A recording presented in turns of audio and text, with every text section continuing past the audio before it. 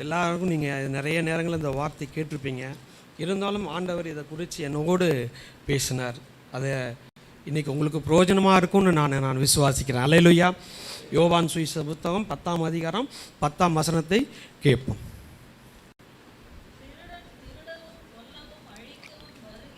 அன்றி வேறொன்றுக்கும் வரான். நானோ அவைகளுக்கு ஜீவன் உண்டாயிருக்கவும் அது பரிபூர்ணப்படவும் வந்தேன். ஆமென். அல்லேலூயா, அல்லேலூயா. அழகா ஆண்டவர் சொல்கிற ஒரு வார்த்தை அது. திருடன் திருடவும் கொல்லவும் அழிக்கவும் வருகிறான் அன்றி வேறொன்றுக்கும் வரான். ஆண்டவர் அழகா சொல்கிறாரு. திருடனுடைய வேலை என்னது? திருடுறதுக்கு. இப்போ நம்ம வீட்டில் அவன் ஒரு திருடன் வர்றான் அப்படின்னா அவன் என்ன பண்ணுறான்? நம்ம பார்க்கலன்னா என்ன பண்ணிட்டு போகிறான்? திருடிட்டு போகிறான். பார்த்துட்டா அடுத்த லெவலுக்கு இறங்கிடுறான். எவ்வளோ அழகாக ஆண்டவர் சொல்கிறாரு பாருங்க. திருடன் திருடவும் அழிக்கவும் தான் வர்றான். அவனால் வேறு எதுவுமே பண்ணுறதுக்கு இல்லை. ஐயோ நீங்கள் கஷ்டப்படுறீங்கப்பா, இந்தா நான் திருட்டு வந்தில் உன்னை கொடுத்துட்டு போகிறேன்னு சொல்லி எங்கேயாவது எந்த திருடனா செஞ்சுருக்கிறானா? இல்லை. நான் நம்ம இந்த வருடம் தொடங்கி ஜனவரியிலேருந்து இந்த 12 மாதங்களும் ஆண்டவர் நமக்கு எவ்வளோ வாக்குத்தத்தம் கொடுத்துருக்கிறார். நல்லா நீங்கள் யோசிச்சு பாருங்கள். வருடம் துவங்கும் பொழுது ஆண்டவர் அருமையாக உங்களுக்கு வாக்குத்தத்தம் கொடுத்துருக்கிறாரு. சபையில் நம்ம உட்கார்றோம், அந்த வாக்குத்தத்தத்தை நம்ம ரிசீவ் பண்ணுறோம்.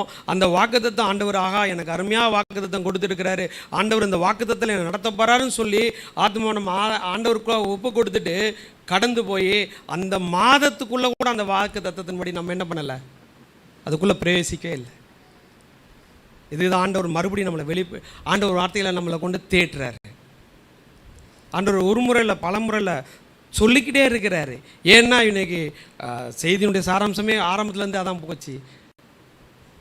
அவர் நம்மளை நித்தியமாக பரலோகத்துக்கு கொண்டு போய் சேர்க்குற வரைக்கும் அவர் அதனுடைய காரியத்தை அவர் வெளிப்படுத்திக்கிட்டே இருப்பார். ஆனால் இந்த வாக்குத்தத்தங்கள் எல்லாம் உங்களோட வாழ்க்கையில் சம்பவிச்சிடக்கூடாது. இந்த வாக்குத்தத்தங்களெல்லாம் நீங்கள் பெற்றுக்கொள்ளக்கூடாது. இந்த வாக்குத்தத்தங்களுடைய ஆசீர்வாதங்களெல்லாம் நீங்கள் சுதந்திரிக்க கூடாதுங்கிறது பிசாசுடைய நோக்கம். அவனுடைய வேலையும் அதுதான். ஏன்னா அவன் திருடக்கூடிய காரியம் என்னென்னா உங்களுடைய ஆசீர்வாதங்கள். ஏன்னா ஆண்டவர் எதெல்லாம் கொடுக்குறாரோ அதெல்லாம் திருடணுங்கிறது தான் அவனுடைய நோக்கம். நம்ம இது நிறைய நேரங்களில் நிறைய ஊழியக்காரங்க வாயில் இந்த வார்த்தையை நம்ம கேட்டிருப்போம். ஆனாலும் அதில் கொஞ்சம் சற்று வித்தியாசமாக ஆண்டவர் என்ன சொல்கிறாருன்னா, ரொம்ப அழகாக எனக்கு ரொம்ப பிரயோஜனமாக இருந்தது.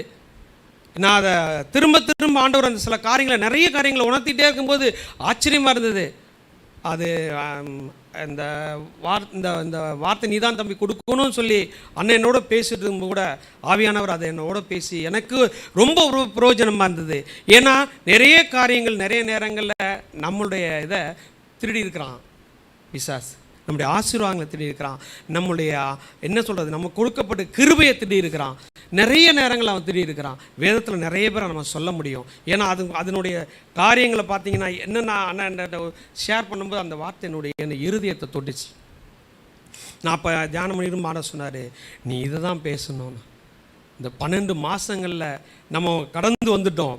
இனி புதிய வருடத்துக்குள்ளே கடந்து போகும்போது எனக்கு என்ன ஆசீர்வாதம் வச்சுருக்கேன். ஏன்னா ஒவ்வொரு மாதம் வாக்குத்தத்தம் வந்துட்டு தான் இருக்குது. வாக்குத்தத்த வார்த்தைகள் தேவ மனிதர் கொடுத்துட்டு தான் இருக்காங்க. ஆனால் நம்ம அதை பெற்றுக்கொண்டு அதன்படி ஜீவிக்கிறோமாங்கிறத நம்ம பார்க்கக்கூடிய காரியமாக இருக்குது. ஏன்னா அந்த வாக்குத்தத்தங்கள் நம்முடைய வாழ்க்கையில் அபியாசப்படுத்தி நம்ம அதை வெளிப்படுத்தியிருக்கிறோமா யோசிச்சு நம்ம பார்க்கணும். ஏன்னா ஒவ்வொரு வருடம் கடந்து போனால் நம்ம புது வருஷம் வந்திருக்கு நம்ம நினைக்கிறோம். நம்ம ஒரு வருஷம் நம்முடைய வயசு அதிகரிச்சுட்டு போகுது. அப்படி இருக்கும்போது நம்மளுடைய அனுபவங்கள் அதிகரிக்கணும். இன்னும் நம்ம சின்ன பிள்ளைகளா, இன்னும் நம்ம புரியாதவங்களா, இன்னும் நம்ம அந்த வாக்குத்தத்தங்களுடைய அர்த்தங்களை உணர்ந்து கொள்ளாமல் அந்த வாக்குத்தத்தத்துக்கு கீழ்ப்படியாமல் ஆண்டவர் கொடுத்துருக்கிற அந்த ஆசீர்வாதத்தை நம்ம இழந்து போவோமாண்ணா. உலக மனுஷன் நம்ம பார்க்குறோம், சொல்கிறாங்க இல்லைங்களா, அவன் நல்லா இருக்கிறான், அவன் பயங்கரமாக, அவன் நமக்கு சில அவங்க புரியாத சொல்லுவான், ஆண்டவர் என்னை சோதிச்சிட்டாரு, அவன் தெரியாமல் சொல்கிறான். அதே மாதிரி உலக மனுஷன் பயங்கரமாக வளர்ந்து அவன் பயங்கர கோடீஸ்வரன் ஆவான். ஆனால் அவனுடைய முடிவோ அவனை காணாத இருப்பான்னு வார்த்தை சொல்லுது. ஆனால் நம்ம அப்படி இல்லை. இன்றைக்கி அதான் சொன்ன நம்ம தீயில நடந்தாலும் சரி, நம்ம ஆறில் எதில் நடந்தாலும் சரி, ஆண்டவர் நம்ம கூட இருக்கிறாரு, ஆண்டவருடைய வார்த்தை நம்ம கூட இருக்குது, ஆண்டவர் நம்மளை ஆசீர்வதிச்சிருக்கிறாரு அப்படிங்கிற அந்த வாக்குத்தத்தம் சொல்லிட்டு நீ மேன்மைப்படுவாய், நீ தீங்கை காணாது இருப்பாய். இவ்வளோலாம் வாக்கு தத்தத்தை கேட்டுட்டு நம்ம போயிட்டு நம்ம எப்படி யோசிக்கிறோம் பாருங்கள். ஆண்டவர் என்ன சோதிச்சிட்டாரு, ஆண்டவர் சோதிச்சிட்டாராம். சோதிக்கிறதுக்கு நம்ம உட்பட்டுட்டு ஆண்டவர் சோதிச்சிட்டாருன்னு சொன்னால் அது எந்த அளவுக்கு நீங்கள் உங்களுக்கும் தேவனுக்குள்ள உறவு இருக்குங்கிறத நீங்கள் தான் அனலைஸ் பண்ணணும். அதுதான். ஏன்னா இந்த வருடத்துலேருந்து நீங்கள் எவ்வளோ 12 வாக்குத்தத்தம் ஆண்டவர் கொடுத்துருக்கிறார்.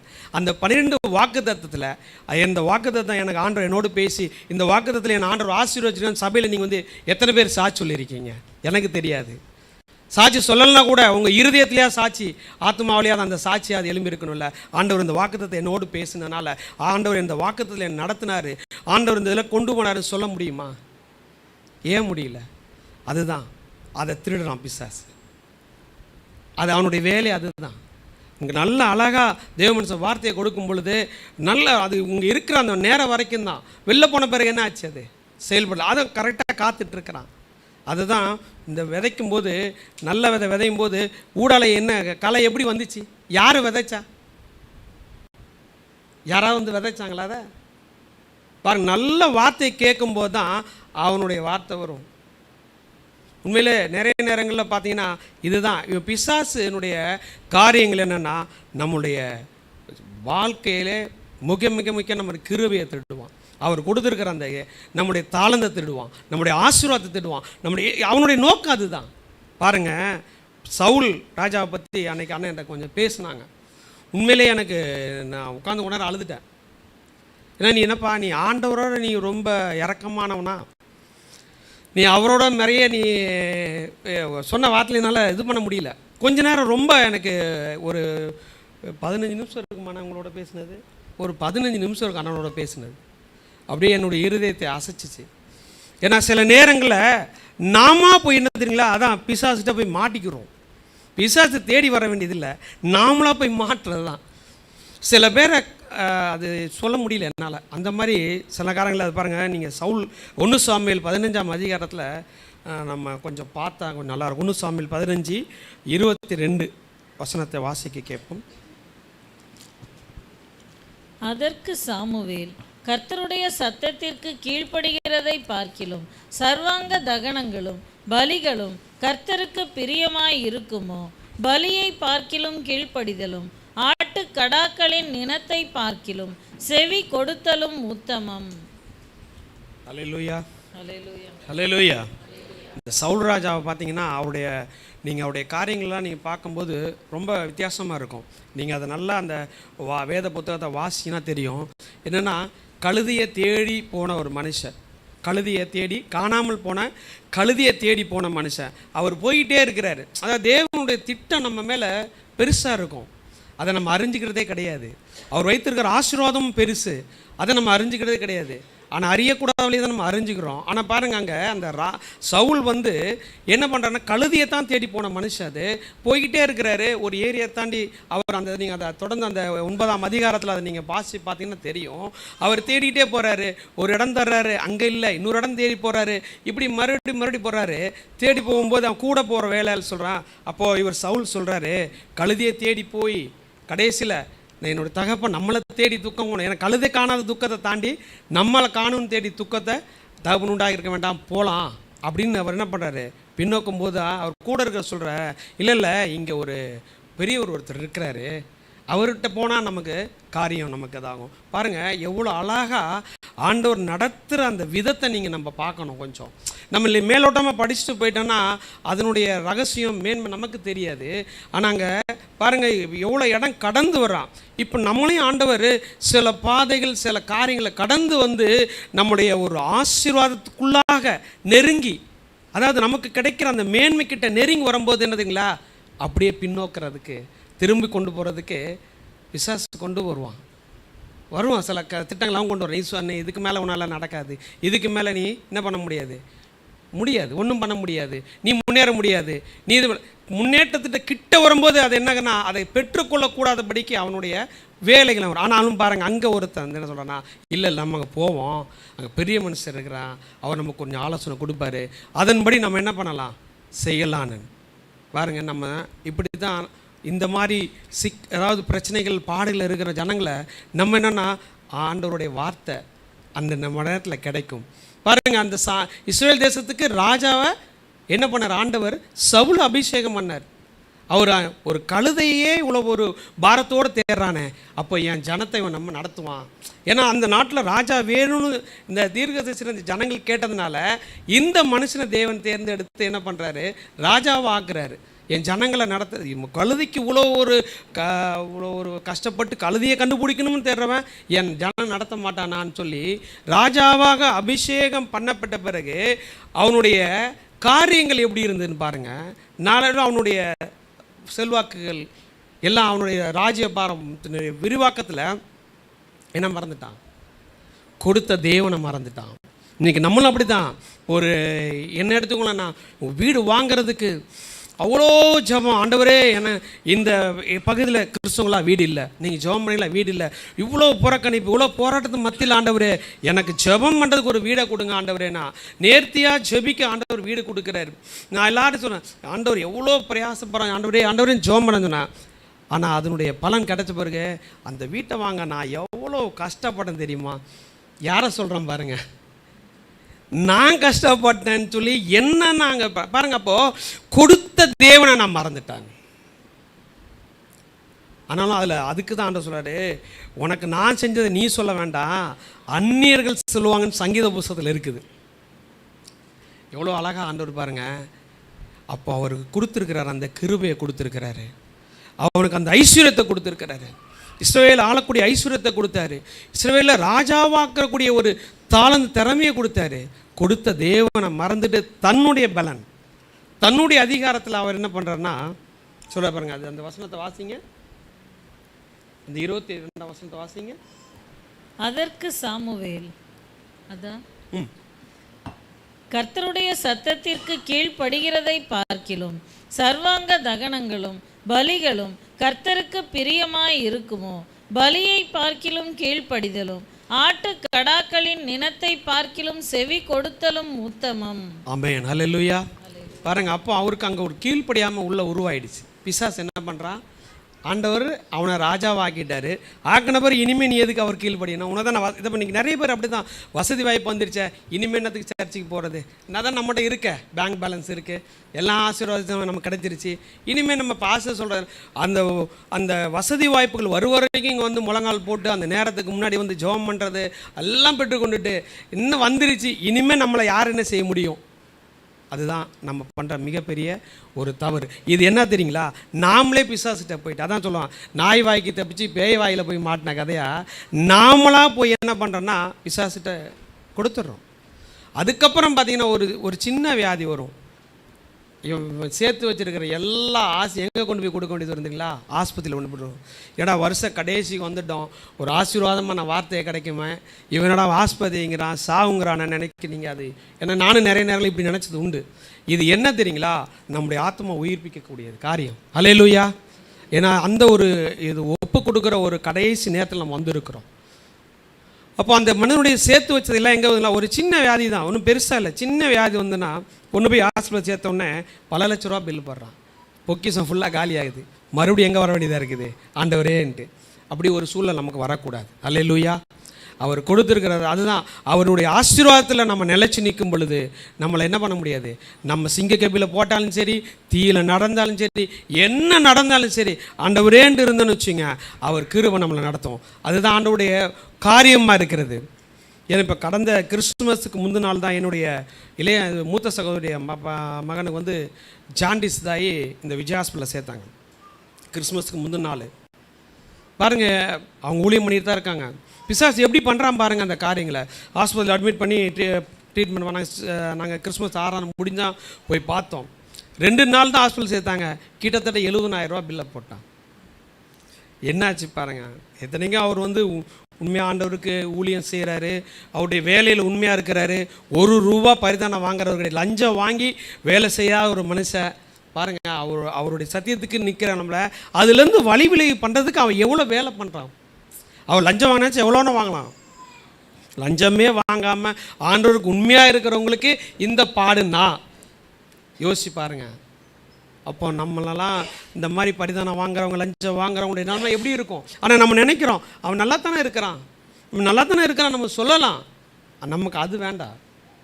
ஆனால் பாருங்கள், திருடனுடைய வேலை என்னென்னா, அது பாருங்கள், இப்போது வாய்ப்புகள் வந்தோடனே அந்த கீழ்ப்படியாமையே அவருக்குள்ளே வந்து அவருடைய ஆத்மாவை திருட்டான். அவ்வளோதான். சவுளுடைய முடிவு என்னாச்சு தெரியுங்களா? அந்த ஒரு கீழ்ப்படியாமையினுடைய காரியம் என்னென்னா மரணத்தில் தானே கொண்டு போய் விட்டுச்சு.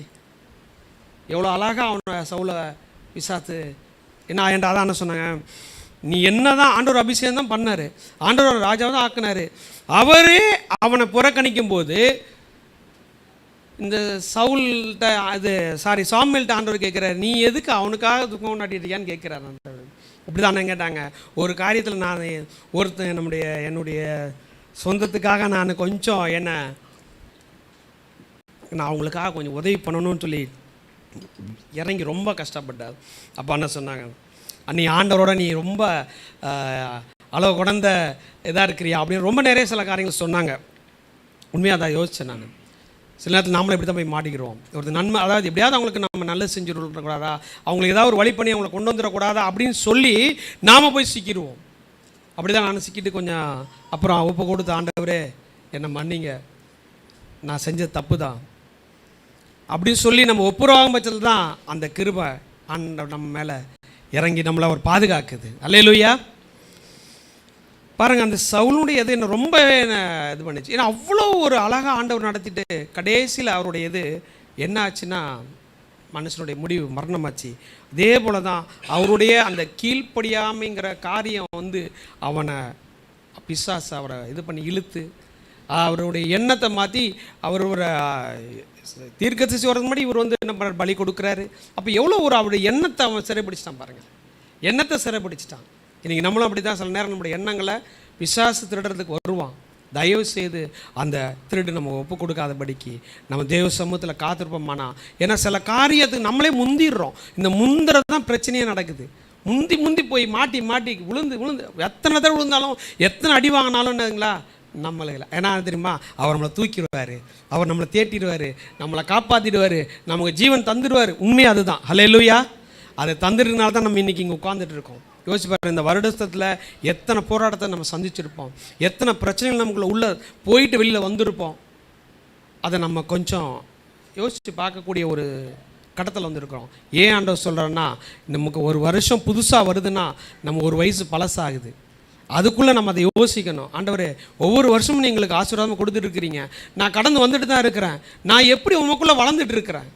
இப்போ நான் சொன்ன மாதிரி ஏசுனார் போய் 2024 வயசாகுது ஏசு கிறிஸ்துக்குன்னு சொல்லி நம்ம அவர் எப்படி இருப்பார், நமக்கே இப்போ 50 வயசுலேயே என்ன நரைச்சி எல்லாம் அதாகி கண்ணு தெரியல, இப்படியா அவரும் அப்படி தான் தள்ளாடி இருப்பாரா அப்படிங்கிற ஒரு காரியத்தில் நம்ம நினச்சி பார்த்தாலும் பாருங்கள், அவர் எவ்வளோ கிருபையாக நம்மளுடைய வாழ்க்கையை நடத்திட்டு வர்றாரு, எவ்வளோ கிருபையாக நம்மோடு இருக்கிறாரு.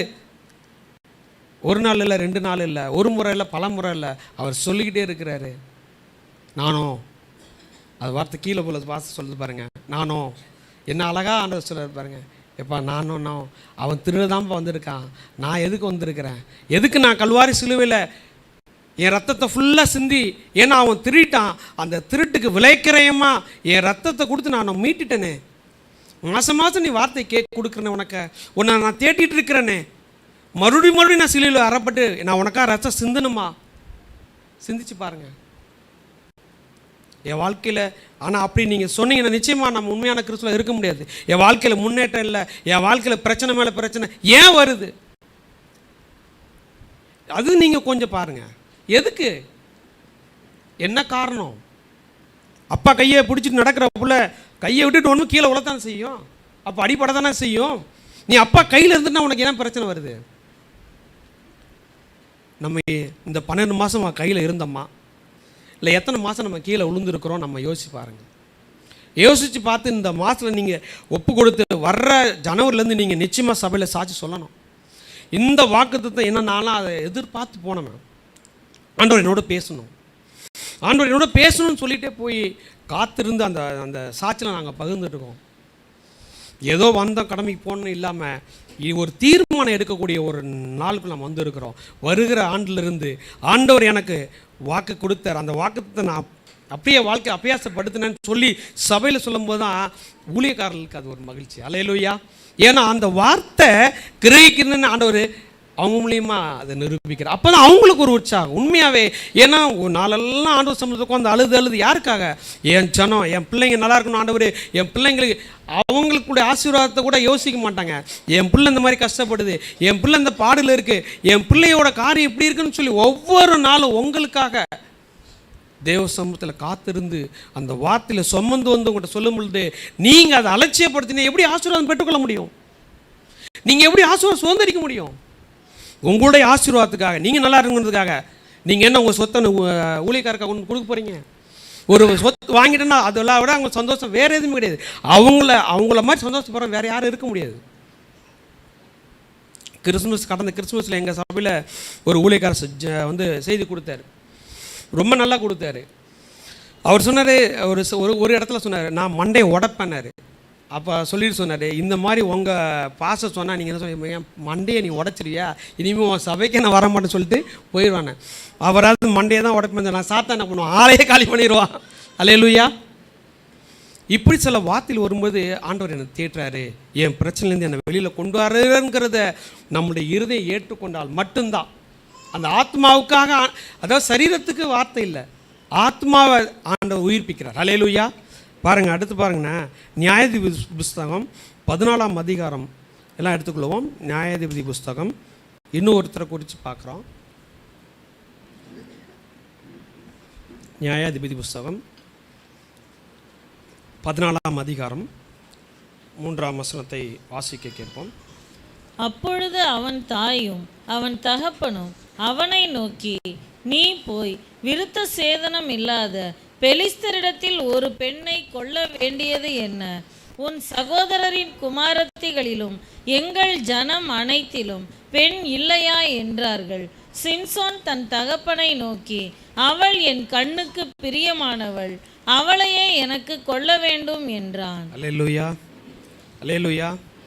இங்கே எவ்வளோ அழகாக பிசாசுடைய வேலையை ஆரம்பிக்கிறான் பாருங்க. நான் நிறைய நேரங்கள் இது சொல்லியிருப்பேன் உங்கள்கிட்ட. அவனுடைய நோக்கம் என்னன்னா நம்முடைய கண்ணை திருடுறது தான். ஏன்னா அவன் சொல்கிறான், எவ்வளோ அழகாக தாயும் தகப்பன்னு சொல்கிறாங்க, ஆனால் கூட அவனுடைய எண்ணங்கள் எல்லாம் எப்படி இருக்குது பாருங்கள். மொத்தத்தில் ஒரே இடத்துல முடிச்சிட்டான் பிசாசு. என் கண்ணுக்கு முடிஞ்சிச்சு, என் கண்ணுக்கு பிரியமாக இருக்குது, அவ்வளோதான். சிந்தனை செயல் எல்லாத்தையும் பிசாசு சிறைப்பிடிச்சிட்டான். பிடிச்சி அதனுடைய வெளிப்பாடு எங்கன்னா கண்ணு கொண்டு வந்துட்டான். ஏன் கண்ணு பிடிச்சிருக்கு, அவ்வளோதான். ஏன்னா இந்த மாதிரி நாங்கள் நிறைய பேரை பார்த்துருக்குறோம், நிறைய பேர் கவுன்சிலிங் கொடுத்துருக்குறோம். கண்ணுக்கு பிடிச்சி கடைசியில் இருதயத்தை முடிச்சிருக்க காரியங்கள் நிறைய பேர் பார்த்துருக்குறான். அவர் சொன்ன காரியம் உண்மையில் பாருங்கள், ஆண்டவர் அவனுடைய உருவாக்கத்தினுடைய துவக்கம், சிம்சோட துவக்கம் எப்படி இருந்து பார்த்தீங்கன்னா, அவன் நசனே பிறகம், அவனுடைய பிறப்பே ஒரு அற்புதமான பிறப்பு. ஆனால் அவனுடைய அபிஷேகம் எப்படிப்பட்ட அபிஷேகம், அவனுக்கு கொடுத்துருக்கிற கிருபை எப்படிப்பட்டது, அவனுக்கு கொடுத்துருக்கிற ஒவ்வொரு காரியங்கள் எப்படிப்பட்டதாக ஆண்டவர் அவனை உருவாக்கணும்னு வச்சுருந்ததை எங்கெல்லாம் பாருங்கள், ஆண்டவர் யாரெல்லாம் உருவாக்கணும்னு அவர் நினைக்கிறாரோ அங்கெல்லாம் பிசாசு என்ன பண்ணுறான்னா, அவர் கொடுத்துருக்கிற அந்த காரியங்களை திருடுறது தான் அவனுடைய வேலையை, வேறு எதுவுமே அவனுடைய இதில். ஏன்னா திருடிட்டா முடிஞ்சு போச்சு. அதான் இப்போ சபையில் கூட பார்த்தீங்கன்னா எல்லாம் வைராக்கியம் ஆண்டவர் ஜெபம் பண்ணுவாங்க, எல்லாத்தையும் விட்டுருவான். இப்போ ஸ்கூலில் வந்து ஃபஸ்ட் ரேங்க் படித்தவங்களை பிள்ளைங்களை வந்து கூப்பிட்டு நிறுத்தி என்ன பண்ணுவாங்க, என்கரேஜ் பண்ணுவாங்க. படிக்காதவங்க கூப்பிட்டு என்கரேஜ் பண்ணுறதே கிடையாது.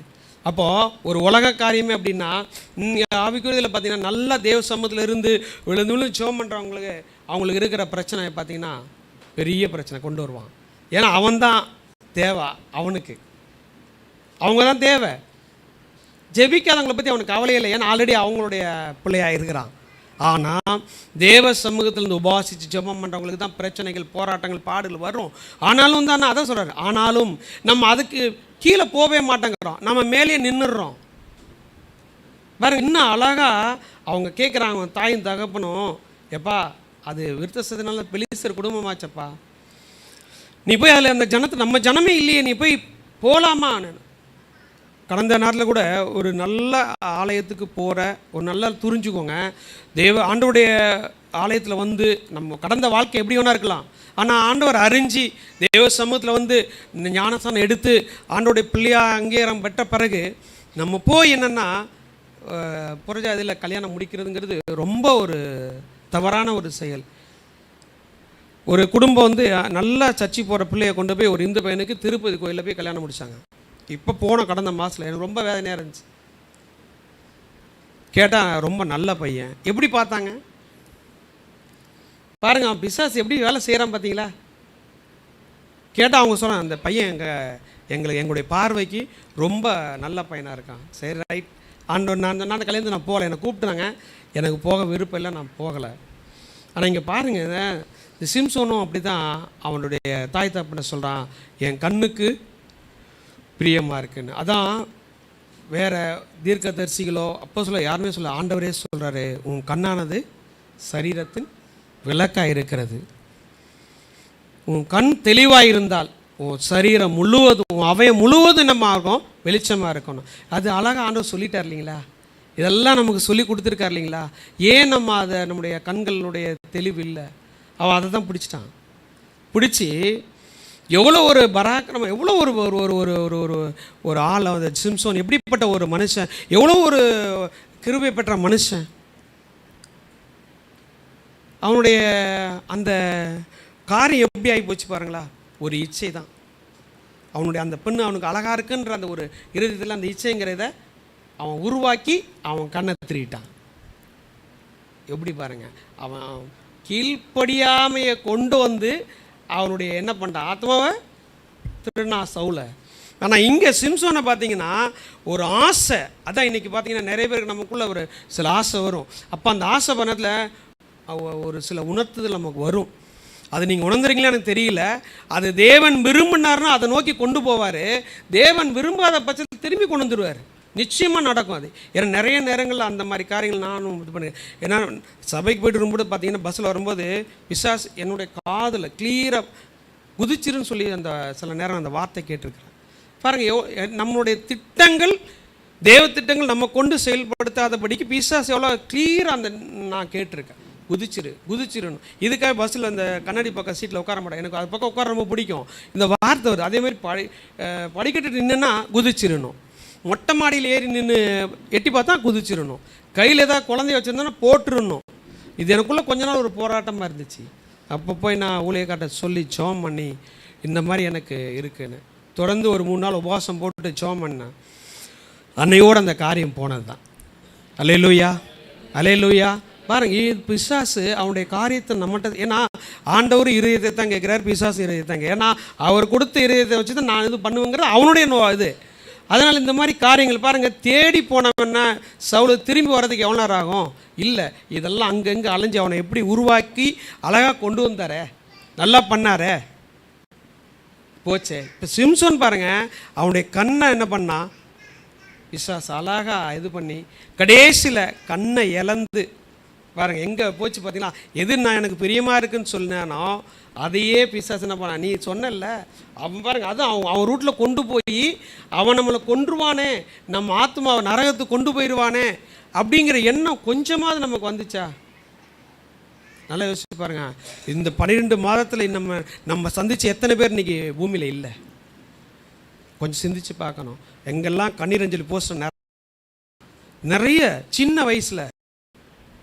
ஆனால் இன்னைக்கு இந்த 12 மாதத்தில் இந்த கடைசி வாரத்தில் ஆண்டவர் நம்மளை ஜீவனோடு கொண்டு வந்திருக்கிறாரே. அல்லேலூயா, அல்லேலூயா. அந்த ஜீவன் எப்படிவா பரிபூர்ணப்படணும்னு சொல்லி ஆண்டவர் விரும்புகிறாரே. அல்லேலூயா. பரிபூர்ணமாக நீங்கள் எல்லாம் என்கிட்ட வரணுமே அப்படிங்கிற அந்த ஒரே நோக்கத்தில் தான் ஆண்டவர் இன்னைக்கு உங்களோட பேசிகிட்டு இருக்கிறார். அல்லேலூயா. நிச்சயமாகவே நீங்கள் ஆசீர்வதிக்கப்பட்டவர்கள் தான். ஏன்னா ஆண்டவர் ஒரு நாள் தரித்திரர் அல்ல. ஆனால் என்னென்னா, நம்ம ஏன் நமக்குள்ள அந்த வளர்ச்சி காணப்படலை? இன்னும் ஆண்டவரை குறை சொல்லிட்டு இருக்கோமா? இன்னும் என்ன ஆண்டவர் ஆசீர்வதிக்கலன்னு? நம்முடைய தனிப்பட்ட ஜெபம் எவ்வளோ நேரம் இருக்குது? எது காரியங்களுக்கும் நம்ம எவ்வளோ நேரம் சொல்லப்படுத்துகிறோம், என்னென்னமோ பண்ணுறோம். ஆண்டவர் கொடுக்குற ஆசீர்வாதத்தை பெற்றுக்கொள்றதுக்கு நம்மகிட்ட தான் நம்ம தடை இருக்குது. நம்ம யோசித்து பார்த்தோம்மா பாரு, நல்லா கொண்டு போனார். என்ன மாதிரி கொண்டு போனார்? இப்படிலாம் இவங்களாம் இருந்திருந்தால் இயேசுநாதர் பூமிக்கு வந்திருக்கே வேண்டாம்.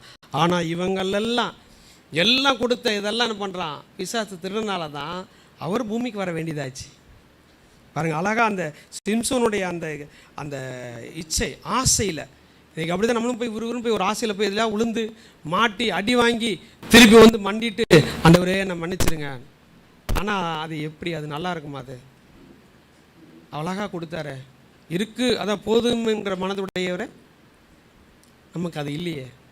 ஆண்டவர் கொடுத்துருக்காரு பாருங்க. இப்போ ஒரு வீடு வேணும்னு ஆசையாக கேட்கும்போது உனக்கேற்ற உனக்கு இருக்க ஒரு வீடு கொடுத்துட்டோன்னே, அப்புறம் யாராவது தெரிஞ்சவங்க வீடு போய் போகும்போது, சரி நம்ம வீட்டில் 2 பெட்ரூம் இருக்கு, அவங்க வீட்டில் 4 பெட்ரூம் இருக்கு, நமக்கு இந்த மாதிரி இருந்துட்டு தான் நல்லா இருந்திருக்குமே. பார்த்தீங்களா எவ்வளோ அழகாக நம்ம கொடுத்துருக்குறாருங்கிற அந்த ஒரு எண்ணம் நமக்குள்ளே இல்லாமல் என்ன ஆகுது பாருங்க. ஆசையை பிசாசு கொடுத்து என்ன பண்ணுறேன்னா நம்மளை கொண்டு போகிறான், நம்மளை திருடுறான். தயவு செய்து அவனுடைய அந்த திருட்டுக்கு நம்முடைய காரியங்களை ஒப்பு கொடுக்காதபடிக்கு தேவ சமூகத்தில் காத்திருக்கலாம். ஏன்னா நமக்கு ஒரு எல்லையை வச்சுருக்காரு. இப்போ நான் இவ்வளோ தான் ஆகிட்டுனா, அண்ணா அவ்வளோ ஆகிட்டுருக்கேன்னா அவர் மாதிரி வரலன்னு நான் முயற்சி பண்ணால் கூட இழுத்த கூட வரப்போகிறது கிடையாது. நமக்குன்னு நியமிக்கப்பட்டது தான். அல்லேலூயா. நமக்கு ஆண்டவர் என்ன நினச்சி அந்த அதுக்குள்ளே இருந்தால் தான், அதான் சொன்னால் உன்னை ஏற்ற காலத்தில் உன்னை உயர்த்தி முடிக்க அவருடைய பலத்த கரத்தில் நம்மளை என்ன பண்ணணுமா, அடங்கி இருக்கணுமா. அடங்கி இல்லைன்னா இந்த மாதிரி காரியங்கள் நம்ம பிசாசுக்கு நம்மளே ஒப்பு கொடுக்கக்கூடிய ஒரு சூழலில் உருவாகுது பாருங்கள். 12 மாதங்கள் நல்லா உங்களுடைய இருதயத்தில் நீங்கள் சிந்திச்சு பாருங்கள். 12 மாதம் என்ன வாக்குத்தத்தம் கொடுத்தான்னு 12 வருஷம் சொல்ல சொன்னால் நீங்கள் சொல்லுவீங்களா? எங்கே ஞாபகம் இருக்க போகுது? ஏதோ சொன்னார் பாஸ்டர், வாக்குத்தத்தம் கொடுத்தாரு, ஏதோ வந்து கேட்டோம், இதை வேறு நீங்கள் ஞாபகப்படுத்திட்டீங்களா? அது எங்கள் வாழ்க்கையில் எங்கே நடந்துச்சு? இதுதான் அவன் உங்களை சொல்ல வைக்க காரணம். இதுதான் அவன் திருடுறது, வேறு ஒன்றுமே இல்லையே. அந்த ஒவ்வொரு மாதம் நானும் இந்த மாதம் என்ன வாக்குத்தத்தம் கொடுக்க போகிறார் ஆண்டவர், இந்த மாதம் என்னோட, ஏன்னா இது வந்து சோசியம் கிடையாது. சர்வபல தேவன் நமக்கு வச்சிருக்க ஆசீர்வாதம், அப்பா நம்ம கொடுக்குற ஆசீர்வாதம். இதை தாண்டி வேறு என்ன இருக்குது? எதுக்கோ போகிறாங்க, என்னென்னமோ செய்கிறாங்கல்ல, ஆனால் இதை தாண்டி என்ன இருக்குது? அதை நம்ம சிந்திக்கிறதே இல்லையே. இன்றைக்கி என்னோட என் தகப்பன் என்ன பேச போகிறாரு, அந்த வார்த்தையை கொண்டு இந்த மாதம் நான் ஒவ்வொரு அந்த மாதம் முள்ள என்னை நடத்துங்கப்பா. எத்தனை பேர் ஒப்பு கொடுத்துருக்கிறீங்க? அந்த மாதம் முள்ள என்ன அந்த வார்த்தையில் நடத்துங்கப்பா, இந்த மாதம் முள்ள என் குடும்பத்தை நடத்துங்கப்பா, என் சபையை நடத்துங்கப்பான்னு சொல்லி நீங்கள் எத்தனை பேர் ஒப்பு கொடுத்து ஜெபம் பண்ணியிருக்கிறீங்க? அந்த வார்த்தையை நீங்கள் திருப்பி ரிப்பீட் என்னைக்கு பண்ணியிருக்கிறீங்க? அந்த வாக்குத்தத்தத்தை கொடுத்து அந்த வாக்குத்தத்தத்தை ஆண்டவரே நீங்கள் எனக்குன்னு இந்த வாக்குத்தத்தம் கொடுத்துருக்கிறீங்க, இன்னும் அந்த வாக்குத்தத்தை என்னுடைய வாழ்க்கையில் எதாவது கேட்கலாம், நீங்கள் தாராளமாக கேட்கலாம். எத்தனை பேர் கேட்டிருக்கிறீங்க? ஆண்டவர் நீங்கள் தான் எனக்கு கொடுத்துருக்கீங்களே, இந்த வார்த்தை எனக்கு சொல்லிடுறீங்களே, என்னை இப்படி ஆசீர்வதிப்பேன்னு சொல்லியிருக்கீங்களே, நீ ஒருபோது வெட்கப்பட மாட்டேன், நீ துக்கப்பட மாட்டேன், உன்னை மென்மேல் ஆசீர்வதிப்பேன்னு சொல்லியிருக்கீங்கல்ல, எனக்கு செய். இது நம்ம உரிமை, நம்ம தகப்பன் நம்ம கேட்கலாம். ஆனால் நம்ம அதை என்ன பண்ணுறான்? மறக்கடிக்கிறான். உங்கள்கிட்ட அந்த வார்த்தையை திருடுறான், உங்களுக்கு கொடுத்துரு கிருபையை திருடுறான், உங்களுடைய ஆசீர்வாதத்தை திருடுறான். அப்புறம் எப்படி நம்ம வந்து நாளெல்லாம் நம்ம என்ன பண்ண முடியும்? இந்த அறுத்தரத்துலாம் இருக்க முடியும்? உலக மனுஷன் மட்டும் பெருகிட்டு போகிறான்னு சொன்னால் அவன் அறியாதவன், அவன் பெருகிறான்னா அவன் நான் தேடியும் நீ காணாது இருப்பாய், முடிஞ்சு போச்சு. ஆனால் நம்ம நிற்பாங்க. உண்மையிலே யோசிச்சு பாருங்க. யோசேப்பு நீங்கள் எல்லாம் கேட்டிருப்பீங்க, சத்தியெல்லாம் கேட்ட சத்தியம் தான், கேட்காதில்ல. ஆனால் யோசேப்பு மேலே கர்த்தருடைய திட்டம் என்ன இருந்தது? இப்போ திருடன் எல்லாம் வந்து திருடிட்டான், அவன்கிட்டையும் வரதான் செஞ்சான். நல்லா புரிஞ்சுக்கிடுங்க. அவங்ககிட்டையும் வந்தான். அவன் வந்து ஆரம்பத்தில் அவனுக்கு ஆண்டவர் அழகாக சொப்பனம் கொடுக்குறாரு. அந்த சொப்பனத்தில் என்ன பண்ணுறாரு? ஆண்டவர் வெளிப்படுத்துகிறாரு. இவன் சொல்கிறான் போயிட்டு சகோதரன்ட்ட, நீங்கள் அந்த வசனம் எடுத்து வாசிப்போம். ஆதியாகமம் 37:7. ஆதியாகமம் 37.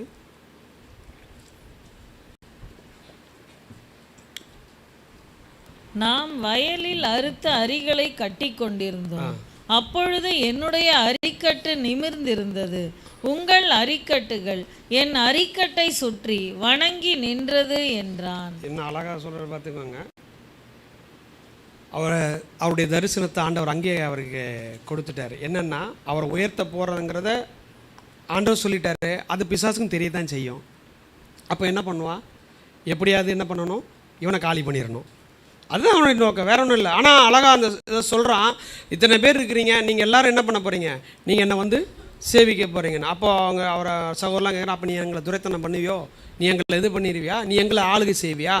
அவங்க அதெல்லாம் கேட்குறாங்க. அண்ணன் பாருங்கள், அவனுடைய அந்த கடந்து வந்த பாதைகள்லாம் பார்த்தீங்கன்னா ஆண்டவர் அவன் மேலே ஒரு திட்டத்தை யோசேப்பு மேலே கொடுத்துட்டாரு.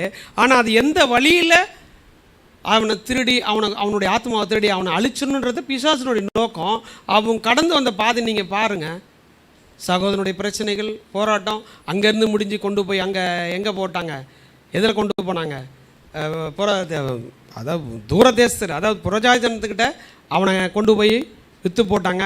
அங்கேயும் போட்டாலும் அவனுக்கு என்ன பண்ணல, கொஞ்சம் நஞ்சம் இல்லை, பிரச்சனைகள் போகிற நேரம் இது. இப்போ நம்ம சொல்லலாம், நீங்கள் சொல்கிறது சொல்கிறீங்க, நான் படுற பாடு எனக்கு தான் தெரியும், நான் படுற கஷ்டம் எனக்கு தெரியும். இருக்கலாம், எல்லாம் இருக்கலாம். அப்போ அவர் என்ன கஷ்டப்படாமல் சந்தோஷமாக போனார்? அவர் அடிமைப்பட சந்தோஷமாக போனார்? எவ்வளோ பாடு, எவ்வளோ பிரச்சனை போனார்.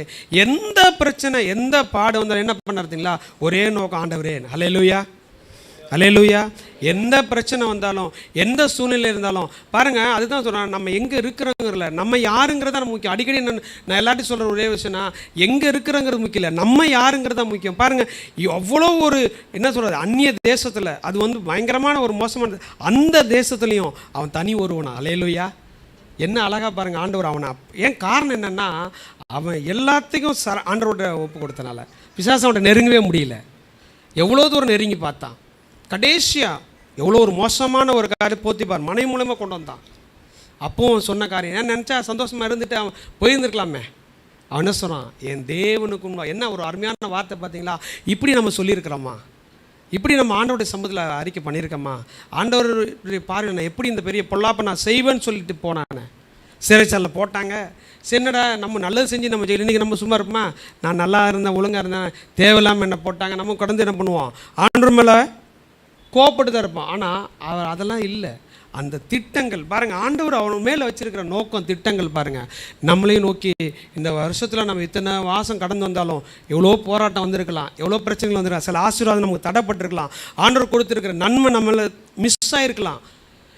போயிடுச்சு ஆண்டவரே எனக்கு நீங்கள் கொடுக்கலன்னு சொல்லி அவர் மேலே நம்ம கோவப்படுறதுக்கு இல்லை. இதை தாண்டி ஒரு பெரிய காரியத்தை நமக்கு வச்சுருக்கேன். அல்லேலூயா.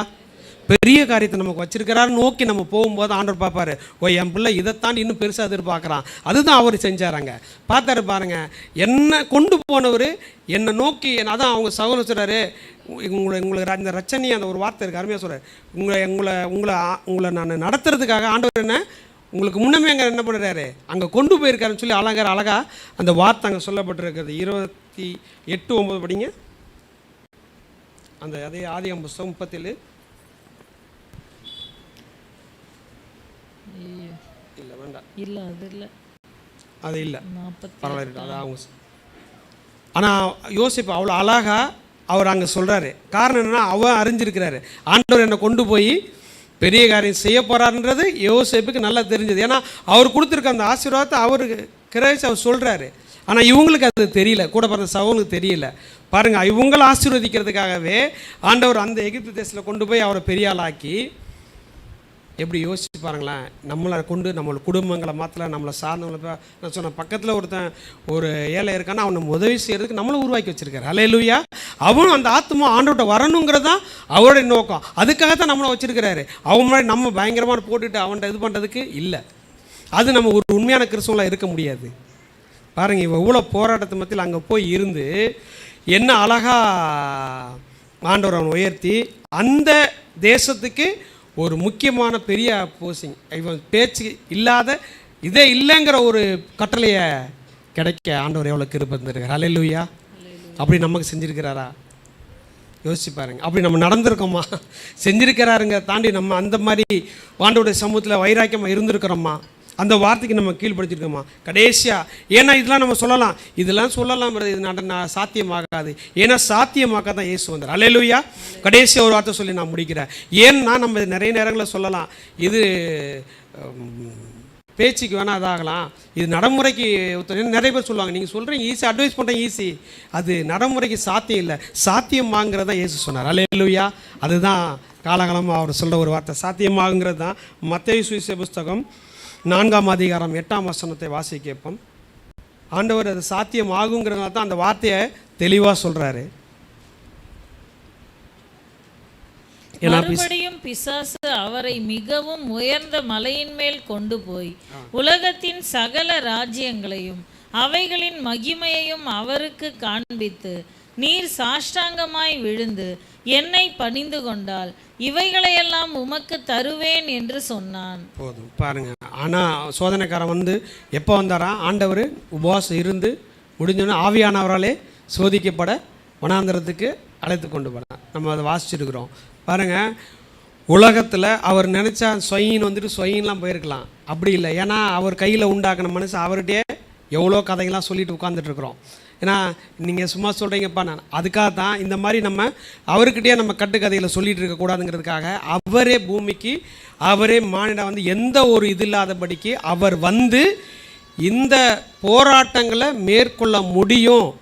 அவன் நம்முடைய ஆத்மாவை திருட முடியாது, நம்முடைய ஆசீர்வாதத்தை திருட முடியாது, நம்முடைய அவயங்களில் இருக்கிற ஒரு பகுதியை கூட அவன் என்ன பண்ண முடியாது, தொட முடியாதுங்கிறதுக்கு முன்னுதாரணமாக இயேசு வந்து அல்லேலூயா. ஏன்னா அவர் அதுதான் முன்னுதாரணம். பார்த்துக்கோங்க, அதை தான் சொல்கிறாரு அந்த வார்த்தை. இப்போ படிங்க மத்தேயு 10:10 வாசிங்க. மத்தேயு 10:10 திருடன் திருடவும் யோவான் 10 திருடன் திருடவும் கொல்லவும் அழிக்கவும் வருகிறானே அன்றி வேறொன்றுக்கும் வரான். நானோ அவைகளுக்கு ஜீவன் உண்டாய் இருக்கவும் அது பரிபூர்ணப்படவும் வந்தேன். ஆமென் அல்லேலூயா. எவ்வளோ அழகா சொல்றாரு பாருங்க. நானோ அதுக்கு தான் அதான் என்னன்னா, அவன் திருட வர்றான், நான் வந்து அவைகளுக்கு ஜீவன் உண்டாகும்படி அந்த ஜீவன் பரிபூர்ணப்படும்படி, அதான் உங்களை பரிபூர்ணப்படுவதற்கு ஆண்டவர் நமக்கு பூமியில் வந்திருக்கிறாரு. நம்ம ஏன் திருடனுக்கு ஒப்பு கொடுக்கணும்? நம்ம ஏன் திருடுறதுக்கு நம்மளை ஒப்பு கொடுக்கணும்? நம்ம அவயங்களை திருடுறதுக்கு, நம்முடைய ஆசீர்வாதம் திருடுறதுக்கு ஏன் ஒப்பு கொடுக்கணும்? அவன் அதுக்கு வந்திருக்கான்பா, நான் அதுக்கு வரலை. நான் வந்த நோக்கம் அதுதான். ஆனால் வந்தவர்கிட்டயே திருடருக்கு வந்திருக்கிறான். நல்லா புரிஞ்சுக்கிடுங்க, வந்தவர்கிட்டயே திருடருக்கு வந்திருக்கிறான். எப்படி சொல்கிறான் பாருங்க. இன்னும் ஒரு காரியம் சொல்கிறான். நீ தேவகுமார் நான் என்ன பண்ணுங்க, நீ கீழே குதிங்கிறான், நீ இந்த கல் அப்பமாக்குங்கிறான், இதெல்லாம் சொல்கிறான். இதெல்லாம் தாண்டி ஏன்னா பெரிய ஆசை இன்றைக்கி மண் ஆசை தானே நம்ம மக்களுக்கு. எல்ஐசி மாதிரி பில்டிங் இருந்தால் நமக்கு சூப்பராக இருக்கும், நம்மளை தான் இருக்கிறதுலே பெரிய ஆளுன்னு சொல்லுவாங்க அப்படிங்கிற ஆசை. ஏன்னா எவ்வளோதான் இது இருந்தாலும் அந்த மாதிரி ஆசை, இது நகை பணத்துக்கு தான் நம்ம அதிக ஆசைப்படுறோம். அதனால தான் என்ன பண்ணுறேன்னா, உன் பிள்ளைங்க இப்படியெல்லாம் ஒரு ஆசைப்பட்டுருவாங்க. அதனால் என்ன பண்ணேன்னா, நீ சாஷ்டாங்கம்மா நீ என் காலில் விழுந்துரு, இதெல்லாம் இந்த கண்ணு கெட்டின தூரம் மாத்திரம் இல்லை, எட்டாத தூரத்தையும் உண்டாக்குன தேவனை பார்த்து சொல்கிற வார்த்தையை பாருங்கள். பிசாசு எப்படி சொல்கிறான் பாருங்கள். நீ என்கிட்ட ஒரு வாட்டி சாஷ்டாங்கம்மா விழுந்துட்டுன்னா எல்லாம் தந்துடுறேனாரு. ஏன்னா என் பிள்ளைங்க அப்படி விழுந்துடக்கூடாது, என் பிள்ளைங்க அப்படி ஆயிடக்கூடாதுன்னு சொல்லி தான் அன்னைக்கு விரட்டின பிசாசு தான் இன்றைக்கி வந்து நம்ம சும்மா என்ன பண்ணுறான், ஏமாற்றிட்டு இருக்கிறான். அது பாருங்க. அப்போது அன்றைக்கி இயேசு அந்த மாதிரி செஞ்சுருந்தாருன்னா இன்றைக்கி நம்ம இங்கே வந்து உட்காந்துருக்க வேண்டிய வேலையும் இல்லை, அவரை பற்றி பேச வேண்டிய வேலையும் இல்லை, அவர் ரத்தம் சிந்த வேண்டிய வேலையும் இல்லை, நம்ம கிறிஸ்துவமே இல்லை. யோசிச்சு பாருங்க. ஆண்டவர் அன்னைக்கு பிசாசை ஜெயிச்சார். அல்லேலூயா. ஒரு சாதாரண தேவனாக வரலை, தேவதத்துவத்தை இல்லாமல் ஒரு சாதாரண நம்மளை போல பூமிக்கு வந்து, ஏன்னா என் பிள்ளை ஜெயிக்கணும், என் பிள்ளை ஆசீர்வாதத்துக்குள்ளே கடந்து வரணும், என் பிள்ளை ஆசீர்வாதமாக இருக்கணும் அப்படிங்கிறதுக்காக அந்த பிசாசுடைய சோதனை. ஏன்னா நீங்கள் ஈஸியாக சொல்கிறல, பாஸ்டர் பிசாசு என்னை ரொம்ப சோதிக்கிறான் பாஸ்டர். ஏன் சோதிக்கிறான்? நீ வாசனை வாசிக்கலை, நீ வார்த்தையை கேட்கல, தேவ சமூகத்தில் உட்காரலை, உன்னை சோதிக்காமல் இப்போ என்ன செய்வான் பாருங்கள். அவனே வந்து நம்மளை ஊன்றுவான்றது மாதிரி தான் இருக்குது. தேவ சமூகத்தில் 40 நாள் உபவாசம் இருந்த அந்த சராசில் உருவாக்கின தேவனிலே அவன் வந்து நிற்கிறான்னா சிந்திச்சுப்பார். நம்ம பக்கத்தில் அவன் நிற்கிறது எவ்வளோ நேரம் ஆகும் யோசிச்சு பாருங்க. அப்படிப்பட்ட சர்வல தெய்வத்தில் வந்து நின்று அவன் அந்த மாதிரி பேசுகிறான். அது அவன் பேசுகிறதுக்கு அவன் அறிகிறதில்ல அவன், ஆனால் அவன் பேசுகிறான். ஏன்னா என்னுடைய பிள்ளைகளுடைய நன்மைக்காக. எவ்வளோ ஒரு அருமையான தேவன் அல்லவா. அல்லேலூயா. நம்ம பரிபூர்ணம் அதை சொல்ல கொஞ்சம் கிஞ்சம்லாம் நான் பேசலை, பரிபூர்ணம் படைகிறது தான். ஏன்னா நிறைய பேரை நம்ம உதாரணமாக சொல்லலாம். விழுந்து போன பற்றி பேசுகிறது பிரச்சனை கிடையாது, விழக்கூடாதுங்கிறது தான் தேவன் நமக்கு பூமிக்கு வந்தார். அல்லேலூயா. என் பிள்ளைங்க என்ன பண்ணக்கூடாது, இழந்துடக்கூடாது. அவங்களை என்ன அழகாக ஒவ்வொரு அவங்களை குறித்து ஆண்ட சொல்கிறாரு. ஆனால் எதையுமே இழந்துடுவார். ஏன்னா அவர் உருவாக்குனது அவர் இழந்து போகிறதுக்கு அவர் விரும்பவே இல்லை. அதான் இழந்து போனதை தேடவும் ரட்சிக்கும் தேவன் வந்தார்னு சொல்லி வார்த்தை சொல்லுது இல்லையா. அப்போ அவர் வந்து என்னென்னா, பிசாசிட்ட நம்ம இனத்தை இழந்துட்டோம். இன்றைக்கி சிந்திச்சிக்கக்கூடிய நேரம் கடைசி நேரத்தில் வந்து இருக்கோம். நம்ம இன்றைக்கி நீங்கள் உங்களுடைய, ஏன்னா எனக்கு தெரியாது நீங்கள் எதை பிசாசிட்ட நீங்கள் இழந்திருக்கிறீங்கன்றதை நான் சொல்ல முடியாது. ஏன்னா எனக்கு தெரியும் நான் என்னத்தை என் பிசாசிட்ட இழந்துட்டு ஆண்டோட்ட போராடி பெற்றுக்கொண்டேங்கிறத.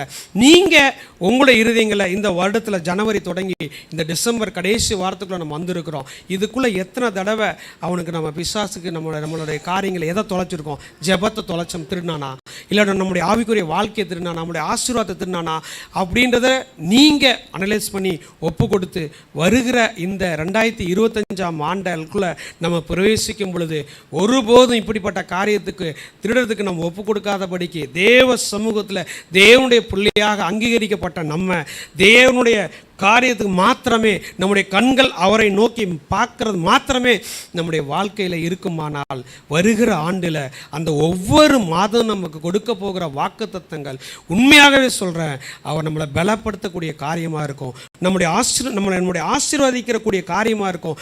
நம்மளை மாத்திரமல்ல, நம்மளை சார்ந்தவங்கள. ஏன்னா வேத வசனம் அதான் தெளிவாக சொல்லுது, உன்னை நான் ஆசீர்வதிச்சிருக்கிறேங்கிறத நீ சொல்ல வேண்டாம், உன் பகுதி ஜனங்கள் கர்த்தர் அவங்களை ஆசீர்வதிச்சிருக்கிறாருன்னு சொல்லுவாங்கன்னு சொல்கிறாரு. ஏன்னா இது வரைக்கும் நம்ம என்ன வேணால் இழந்திருக்கலாம், எதை வேணால் நம்ம இது பண்ணியிருக்கலாம். நீங்கள் உங்களை ஒப்பு கொடுக்குற ஒரு நேரத்தில் வந்திருக்கிறீங்க. ஏன்னா நீங்கள் நினைக்கலாம் ஈஸியாக நம்முடைய பலத்தில், நம்முடைய தைரியத்தில், நம்மள்ட்ட இருக்கிற வருமானத்தில், நம்மகிட்ட இருக்கிற காரியம் நம்ம நினைக்கலாம். அதெல்லாம் ஒன்றுமே இல்லை. தேவனுடைய கிருபை, அவர் சொல்லியிருக்கிற அந்த அருமையான வார்த்தை, நானோ அவைகளுக்கு ஜீவன். பாருங்கள், ஜீவன் என்ன அழகான்ற சொல்ற, நானோ அவைகளுக்கு ஜீவன் உண்டாகும்படியா, அது பரிபூர்ணப்படும்படியா, என்ன அருமையாக அந்த வார்த்தை கொடுத்துருக்காரு. அந்த வார்த்தை நீங்கள் பிடிச்சிக்கிட்டு வருகிற நாட்டில் நீங்கள் கடந்து வருவீங்கன்னா நிச்சயமாகவே சொல்கிறேன், நீங்கள் நம்முடைய ஆலயத்தில் வந்து ஒவ்வொருவரும் ஆண்டவர் இந்த வார்த்தையை கொண்டு என்னோடு பேசினார், என்னை பலப்படுத்தினார், இதில் என்னை ஆசீர்வதிச்சிருக்காருன்னு சொல்லி நீங்கள் கொண்டு வந்து, ஏன்னா வேதத்தில் சொல்லியிருக்கிறது எல்லாரும் என்ன பண்ணாங்களாம், அவங்களுக்கு கொடுத்துருக்கிற ஆசீர்வாதத்தை பண்டக சபையில் நிரப்புனாங்களாம். அப்படி நம்மளை நிரப்பத்தக்கதான ஆசீர்வாதத்தை நமக்கு வச்சிருக்கிறாரு. ஏன்னா செழிப்பின் விதம் சொல்கிறதுலாம் அது வேற, இது நமக்கென்று ஆண்டவர் கொடுத்துருக்கிறார். அதுதான் உங்களுடைய ஆவிக்குரிய தகப்பனை உங்களுக்கு கொடுத்துருக்கிற அந்த வார்த்தையை நீங்கள் ரிசீவ் பண்ணி பிசாசுக்கு தயவு செய்து இடம் கொடுத்துடாதீங்க. இதுவரையிலும் ஆனதெல்லாம் ஆகட்டும், இனி வருகிற நாட்டில். ஏன்னா நமக்கு ஒரு வருஷம், புது வருஷம் வந்தாலும் வயசு கூட்டிகிட்டு தான் போகுது, குறையலையே, ரிவர்ஸில் வரப்போதா. இப்போ போன நாளில் நம்ம பார்க்க முடியுமா? பார்க்க முடியாது. ஆனால் நம்மளுடைய நாட்கள் கடந்து சென்றிருக்குது. இனி பரலோகத்துக்கு நேராக நம்ம வந்து என்னென்னா தேவனோடு இருந்து அவருடைய சமூகத்தை ஆரம்பிக்க எப்படி போகணுமா? பரிபூர்ணமாக இருக்கணுமானா அந்த பரிபூர்ணத்தை கொடுக்குறது ஆண்டவர் நமக்கு வந்திருக்கிறாரு. இதனால் நம்ம நம்ம அந்த பரிபூர்ணத்தை இழந்திருந்தாலும் நம்ம இந்த நாளில் ஒப்பு கொடுத்து அவருடைய சமூகத்தை இந்த கடைசி வாரத்தில் நம்ம வந்திருக்கிறோம். ஆண்டவரே, நீங்கள் இந்த வருடத்தில் தொடங்கி இந்த கடைசி வாரம் வரைக்கும் உங்கள் கரத்தில் எங்களை நடத்துனீங்க. ஆனால் நாங்கள் நீங்கள் நடத்தினாலும் அநேக காரியங்களில் நாங்கள் வந்து என்ன பண்ணலை, உங்களுடைய வார்த்தை கீழ்ப்படியில், நீங்கள் சொன்ன உங்களுடைய கட்டளையிலேருந்து நாங்கள் மீறி இருக்கிறோம், எங்களுடைய இதயத்தை நான் பிசாசுக்கு ஒப்பு கொடுத்துருக்கோன்னு சொல்லி நீங்கள் அனலைஸ் பண்ணி ஒப்புரவாகக்கூடிய ஒரு நேரத்துக்கு வந்திருக்கோம். ஏன்னா அப்படி நீங்கள் ஒப்புரவாகி அவருடைய சமூகத்தில் அவருடைய கிருபையை, அவருடைய ஆசீர்வாதங்களை நீங்கள் பரிபூர்ணமாக பெற்றுக்கொண்டு செல்ல வேணும்னு தான் ஆண்டவர் விரும்புகிறார். அப்படி நீங்கள் செல்லும் பட்சத்தில் வருகிற ஆண்டில் என்னென்ன நன்மைகளை இழந்தீங்களோ, என்னென்ன ஆசீர்வாதங்களுக்கு உங்களுக்கு தடையாக இருந்துச்சோ, என்னென்ன காரியங்கள் உங்களுடைய வாழ்க்கையில் இதுவரையும் நிறைவேறாமல் இருந்ததோ அதெல்லாம் ஆண்டவர் நிறைவேற்றி தர உங்களுக்குமல்ல எனக்கும் ஆண்டவர் வாக்கு கொடுத்துருக்கிறார். அந்த வார்த்தையின்படியாகவே இந்த நாளில் உங்கள் மத்தியில் அவர் சொன்ன வார்த்தையை அடியேன் சொன்ன ஆண்டவர் அதை அப்படியே நிறைவேற்றுவாராக. அவருடைய கரத்தில் எல்லாரும் ஒப்பு கொடுத்த கண்களை மூடுவோமா? ஹல்லேலூயா, ஹல்லேலூயா. கர்த்தர் நல்லவர். இந்த அருமையான வேலையிலே ஆண்டவரே, நீர் அப்பா உம்முடைய பிள்ளைகளுக்காக, ஆண்டவரே அடியனுக்காகவும், ஆண்டவரே நீர் கொடுத்த ஆண்டவரே இந்த வார்த்தைகள், ஆண்டவரே அப்பா நீர் ஆண்டவரே இந்த வருடம் துவங்கினதுலேருந்து எவ்வளோ ஆசீர்வாதங்களும் எவ்வளோ கிருபைகளும் எவ்வளோ நன்மைகள் நீர் எங்களுக்கு கொடுத்தீர் ஆண்டவரே. ஆனாலும் ஆண்டவரே நாங்களப்பா அந்த ஆசீர்வாதங்கள் எல்லாம் இழக்கத்தக்கதாக பிசாசுடைய கரத்திலே ஆண்டவரே அவன் திருடத்தக்கதாக நாங்களே ஆண்டவரே கொடுத்தோம் என்பதை இந்த வேளையில் உணர்ந்து உம்முடைய பாதத்தில் நிற்கிறோம் தகப்பனே.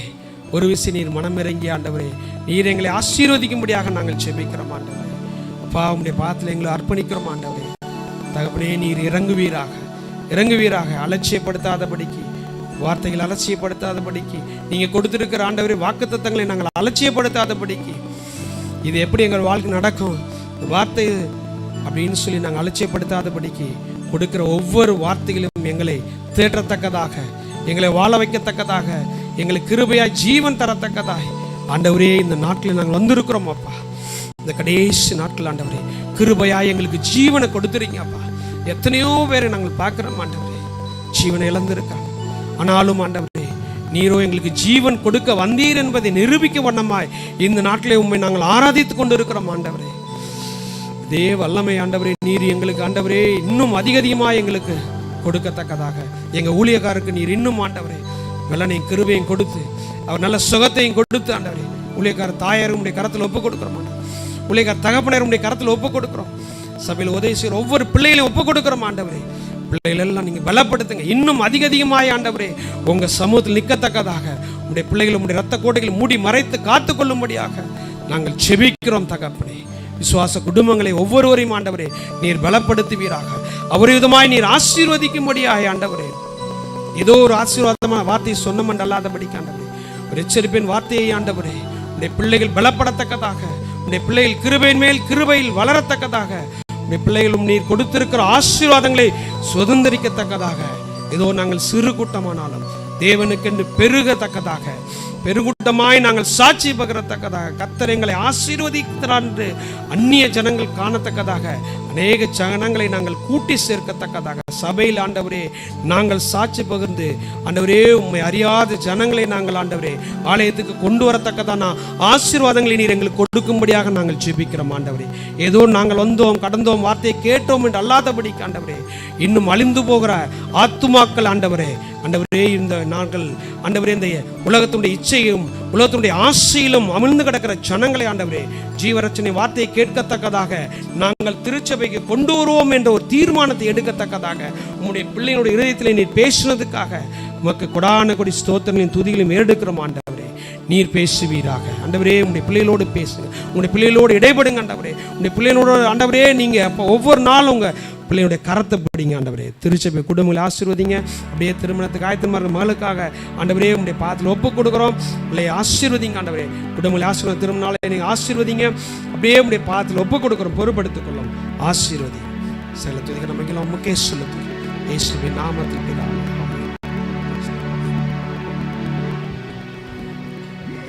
அல்லேலூயா. திருடன் திருடவும் முழுசா சொல்லுங்க. திருடன் திருடவும் கொல்லவும் அழிக்கவுமே வருகிறான் என்று வேற ஒன்றுக்கும் வரான். சில வீட்டில் திருடுறதுக்கு வந்து வீட்டில் உள்ள சாப்பாடை மட்டும் திருடிட்டு சில திருடங்கள்லாம் போயிருக்காங்க. நல்ல திருடங்கன்னு வச்சிடாதீங்க, வீட்டில் நகை இல்லாததுனால. அல்லேலூயா. ஆமாம். முதல்ல நீங்கள் ரட்சிக்கப்பட்ட உடனே தம்பி ஒரு சில காரியத்தை சொல்கிறதுக்கு யோசிச்சுட்டு இருந்தாப்புல, அதாவது அவருக்கு நெருங்கின உறவினர் ஒருத்தங்க வந்து தேவையில்லாத ஒரு பிரச்சனையில் போய் மாட்டிக்கிட்டு பல லட்சங்களை இழந்து சொல்ல முடியாத அளவுக்கு அமௌண்ட்டை இழந்துட்டு இப்போது பெரிய பிரச்சனையில் இருக்கிறாங்க. அந்த மாதிரி ஒரு பிரச்சனையில் இருக்கிறதுக்கு முன்னாடி சில ஊழியக்காரர்கள் சொன்னாங்க, ஆவிக்குரியவர்கள் சொன்னாங்க. அவங்களும் நல்ல ஆவிக்குரியவங்க தான்.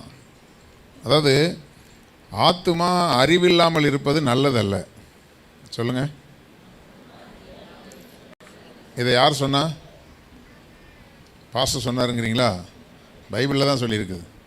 அப்படியா பாஸ்டர்? அன்றைக்கி ஒரு ஊழியக்கார்ட்ட பேசியிருக்கும்போது ஒரு வசனத்தை சொன்னேன். அவர் சொன்னார், அப்படி பைபிளில் இருக்குதா அப்படின்னு கேட்குறாரு. அப்போ அவர் எப்படியாப்பட்ட ஊழியக்காரராக இருப்பாருன்னு பாருங்கள். நம்ம ஆத்மாவுக்கு அறிவு இருக்கணும். இது உங்களுக்கு நான் பொதுவான ஆலோசனையாக உங்களுக்கு சொல்கிறேன். தேவையில்லாத ஒரு காரியத்தில் நம்ம போய் சிக்கி கொள்ளவே கூடாது. தனக்கு அடாத காரியத்தில் சிக்கிக்கொள்கிறவன் தலையிடுகிறவன் நாயின் காதை பிடிச்சி இழுக்கிறான் இருக்குது. என்னென்னா தம்பி நாய் காதை பிடிச்சி இழுத்துட்டார். ஆமாம். அதாவது எப்படின்னா அவருக்கு ரொம்ப நெருங்கின உறவுங்கிறதுனால அவரால் உதவி செய்யாமல் இருக்க முடியல. அது நிர்பந்தம் தான். ஆனால் ஒன்று நீங்கள் நல்லா தெரிஞ்சிருக்கணும், தவறான ஒரு காரியத்தில் நம்ம வந்து தேவையில்லாமல் போய் நான் உதவி செய்கிறேங்கிற பேரில் நம்ம என்ன செய்யலாம், செய்யக்கூடாது, மாட்டிக்கொள்ளக்கூடாது. இப்போ உதாரணத்துக்கு எனக்கு என்னை பொறுத்த வரைக்கும் நம்முடைய சபைக்கு வருகிற பிள்ளைகளாக இருந்தாலும் சரி, இல்லை என்னுடைய உறவுக்காரவங்களாக இருந்தாலும் சரி, ஒரு ஆள் சரியில்லைன்னா அந்த ஆளுக்கு நான் கல்யாணத்துக்கு நான் ரெக்கமெண்ட் பண்ணவே மாட்டேன். புரியுதா? அதில் நிறைய பேருக்கு என் மேலே வருத்தங்கள் இருக்குது. தப்பான ஒரு ஆளை போய் நம்ம ரெக்கமெண்ட் பண்ணி அந்த இன்னொரு நபருடைய வாழ்க்கையை கெடுக்கிற ஒரு காரியத்தை நம்ம என்ன செய்யக்கூடாது, செய்யவே கூடாது. அப்படி செய்கிறதுனால காலமெல்லாம் அந்த பிள்ளைகள் கண்ணீர் வெடிக்கும். நம்ம எப்போவுமே நம்ம நீதியின் தேவனுடைய பிள்ளைகளாக நம்ம இருக்கிறோம். தவறான ஒரு விஷயத்துக்கு நம்ம என்ன செய்யக்கூடாது, சப்போர்ட் பண்ணக்கூடாது. அவங்க எத்தனையோ பேர் ஆலோசனை கொடுத்தும் பல லட்சங்களை கொண்டு போய் இழந்து சிக்கி தவித்து கொண்டிருக்கிறாங்க. இப்போ அதுக்கு இவர் என்ன செய்ய வேண்டியதாச்சு, ரொம்ப நெருங்கின உறவுங்கிறதுனால சில காரியங்களை இவர் கொடுத்து உதவி செய்யக்கூடிய சூழ்நிலைக்கு வந்து இன்றைக்கி இவர் மாட்டிக்கிட்டார். சரியா? அப்போது இதனால் என்ன அப்படின்னு சொன்னால், அவருக்கு இப்போ தான் நல்லா ஜெபம் பண்ணி, தம்பி சொல்லலாம்ல, ஒன்றும் தப்பு இல்லையா? என்ன, அதாவது இப்போ தான் அவர் வந்து எவ்வளோ கஷ்டப்பட்டு வந்தாருன்னு எனக்கு தெரியும். அவ்வளோ ஜெபம் பண்ணி கர்த்தருடைய கிருபையில் இப்போ தான் அவர் சொந்த வீட்டை ஆண்டவர் கொடுத்துருக்கிறார். இப்போ அதுக்கு அவர் லீகலாக செய்ய வேண்டிய லோன் கட்ட வேண்டியதுக்கு அதுக்குரிய வருமானத்துக்கு ஏற்ற மாதிரி சில காரியங்கள் அவர் செய்து கொண்டிருக்கிறார். இப்போ அவருக்கே தலைக்கு மேலே பிரச்சனை இருக்குது. இப்போது தேவையில்லாத, அதாவது தேவ சித்தம் இல்லாமல் மாட்டிக்கொண்டவங்களுக்கு போய் உதவி செய்ய போய் அதில் இவர் சிக்கி கொண்டதுனால அந்த காரியத்தை சொன்னார். அதனால் என்ன அப்படின்னா, அவரால் நிம்மதியாக ஊழியம் செய்ய முடியல. பல இடங்களுக்கு அவருக்கு நான் ஊழியத்துக்குரிய வாய்ப்புகளை கொடுக்கும்போது, இல்லைண்ணே எனக்கு இந்த மாதிரி பிரச்சனை இருக்குது, இப்படி போக வேண்டியிருக்குது, இப்படி வர வேண்டியிருக்குது அப்படின்னு வந்ததுனால தேவ சித்தத்தை செய்ய முடியாமல் தடைகள் உண்டாகிறது. ரெண்டாவது, மனநிலையிலையும் என்ன உண்டாகுது புரியுது? நம்மளுடைய மனதளவுலையும் என்ன ஆகி போகுது, இப்போ அதுக்காக ஒரு கடனை வாங்கி கொடுத்து அப்புறம் அதில் போய் மாட்டிக்கிட்டு, அதாவது அறியாமையின் காலத்தை தேவன் காணாதவர் போல் இருந்தார். சத்தியத்தை அறிகிற அறிவுக்குள்ளே வர்றதுக்கு முன்னாடி நம்முடைய வாழ்க்கையில் வரக்கூடிய தவறுகள் வந்து அது வேற, அது அறியாமையின் காலம். ஆனால் கர்த்தருக்குள்ளே வந்ததுக்கு பிறகு நம்ம ஒரு காரியத்திலையும் நம்ம ஞானமாக இருக்கணும். கர்த்தருடைய பிள்ளைகள், ஏய் அமைதியார், அதில் நம்ம ஞானமாக இருக்கணும். இப்போ அதனால் இப்போது அவங்க அந்த தேவையில்லாமல் நம்முடைய நிம்மதிகளை என்ன செய்கிறாங்க, மனுஷர்கள் திருடி போடுறாங்க. அது பிசாசு அந்த மாதிரி காரியங்களை செய்கிறாங்க. என்னுடைய அன்பு மகள் கூட சில நேரத்தில் சிக்கலில் மாட்டி, ஆனால் கர்த்தருடைய பிள்ளைகள் வந்து நான் சொன்னதை கேட்ட பிள்ளைகள் இன்றைக்கி கர்த்தருடைய கிருபையினால் நல்லா அதிலிருந்து மீண்டு வந்துக்கிட்டு இருக்கிறாங்க. ஏன்னா அந்த வார்த்தைகளுக்கு அப்படியே கீழ்ப்படுகிறாங்க. அவங்க அந்த வார்த்தையின்படி அதிலிருந்து, ஏன்னா எப்போவுமே ஒரு சிக்கலில் மாட்டிட்டோன்னா இன்றைக்கி மாட்டின ஆள் நாளைக்கே எல்லாம் ரிலீவ் ஆக முடியாது. ஆனால் கர்த்தருடைய பிள்ளைகள் வந்து ஊழியக்காரருடைய ஆலோசனையின்படி கேட்டு கொஞ்சம் பொறுமையை காத்து கொண்டிருந்தாங்கன்னா கண்டிப்பாக கர்த்தர் அதிலிருந்து எடுத்து என்ன செய்வார், ரிலீஸ் பண்ணி விட்டுருவார். அப்போது சரி, அறியாமையின் காலம் வேறு, அதுக்கப்புறம் கர்த்தருடைய வார்த்தை வரும்போது அதன்படி செய்ய வேண்டியது அவசியம். இப்போ போன வாரத்தில் கூட ஒரு வாலிப தம்பி பல நாட்கள் அவனுக்கு நான் சொன்னேன், இப்படி இப்படி இரு, இப்படி பண்ணுன்னு சொன்னேன், கேட்கல. இப்போ பயங்கர பிசாசு போராட்டத்தில் சிக்கி இப்போ அறிக்கை பண்ணுறான், பாஸ்டர் அன்றைக்கி அவ்வளோ சொன்னீங்க, நான் கேட்கல, இன்றைக்கி நான் இப்படி ஒரு போராட்டத்தில் இருக்கிறேன்.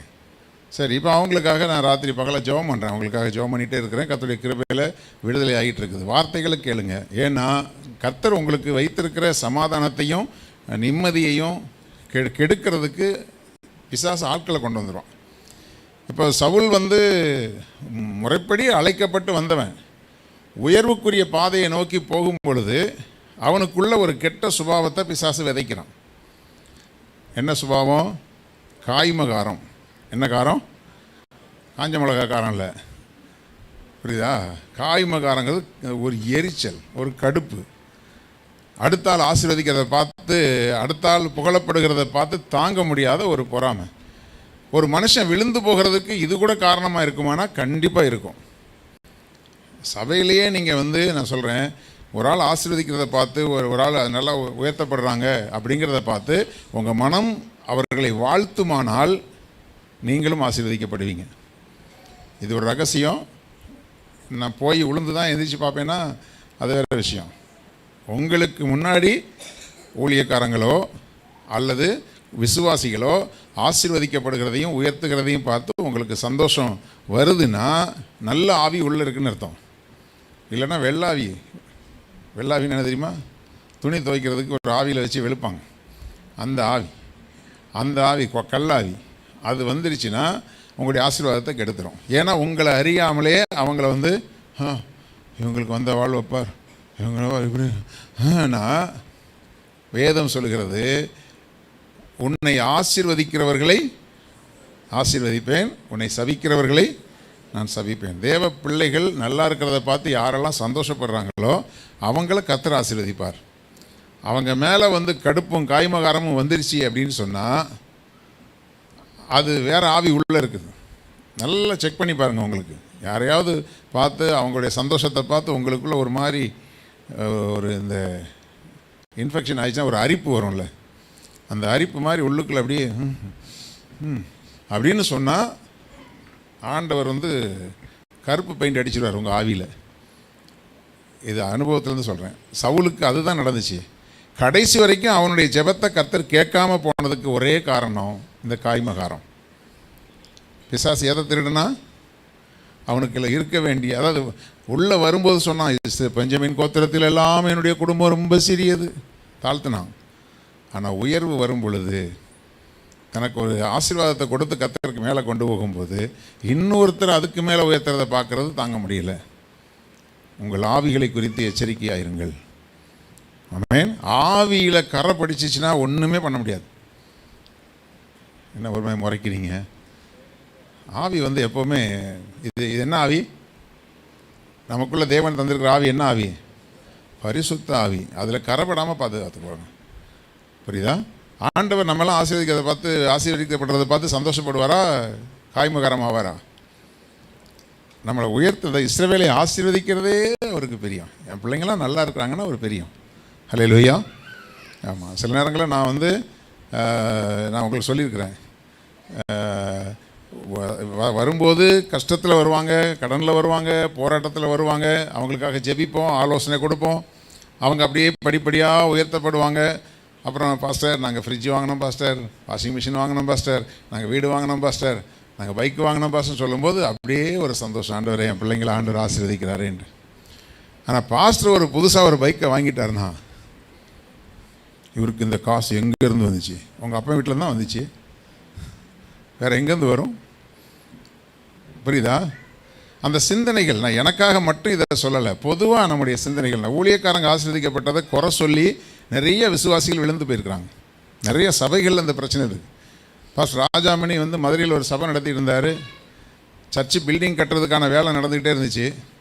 ஒரு விசுவாசி சொன்னாங்க, பாஸ்டர் உங்கள் வீட்டில் பீரோவே இல்லை பாஸ்டர், இந்த காசை நீங்கள் பீரோ வாங்குறதுக்காக வச்சுக்கோங்க பாஸ்டர், இதை நீங்கள் சர்ச்சு பில்டிங் ஃபண்டில் போடாதீங்க, ஒரு புதுசாக ஒரு பீரோ வாங்குங்க பாஸ்டர் சொல்லி கொடுத்துட்டாரு. இவருக்கு உண்மையாகவே வீட்டில் பீரோ கிடையாது. சரின்னு போயிட்டு ஒரு புதுசாக ஒரு பீரோ வாங்கி இறக்குன உடனே 10 விசுவாசிகள் எந்திரிச்சிட்டாங்களாம். இந்த பீரோ காசு எப்படி வந்துச்சு உங்களுக்கு? அதை கேட்பதற்கு நீ யார்? அல்லேலூயா. எல்லாத்துக்குமா உங்ககிட்ட கணக்கு சொல்லிட்டு இருக்க முடியும்? இந்த கேள்வி கேட்டவங்க எல்லாருமே, உசியா ராஜா ஆசாரியர்களுக்கு முன்பாக கோபமுகமாய் பேசினா நெற்றியில் குஷ்டம் கண்டது, சாகர வரைக்கும் அவன் விளக்கப்பட்டவனாக இருந்தான். அப்போது கர்த்தருடைய பிள்ளைகளுடைய ஆவியை குறித்து எச்சரிக்கையாக இருங்க.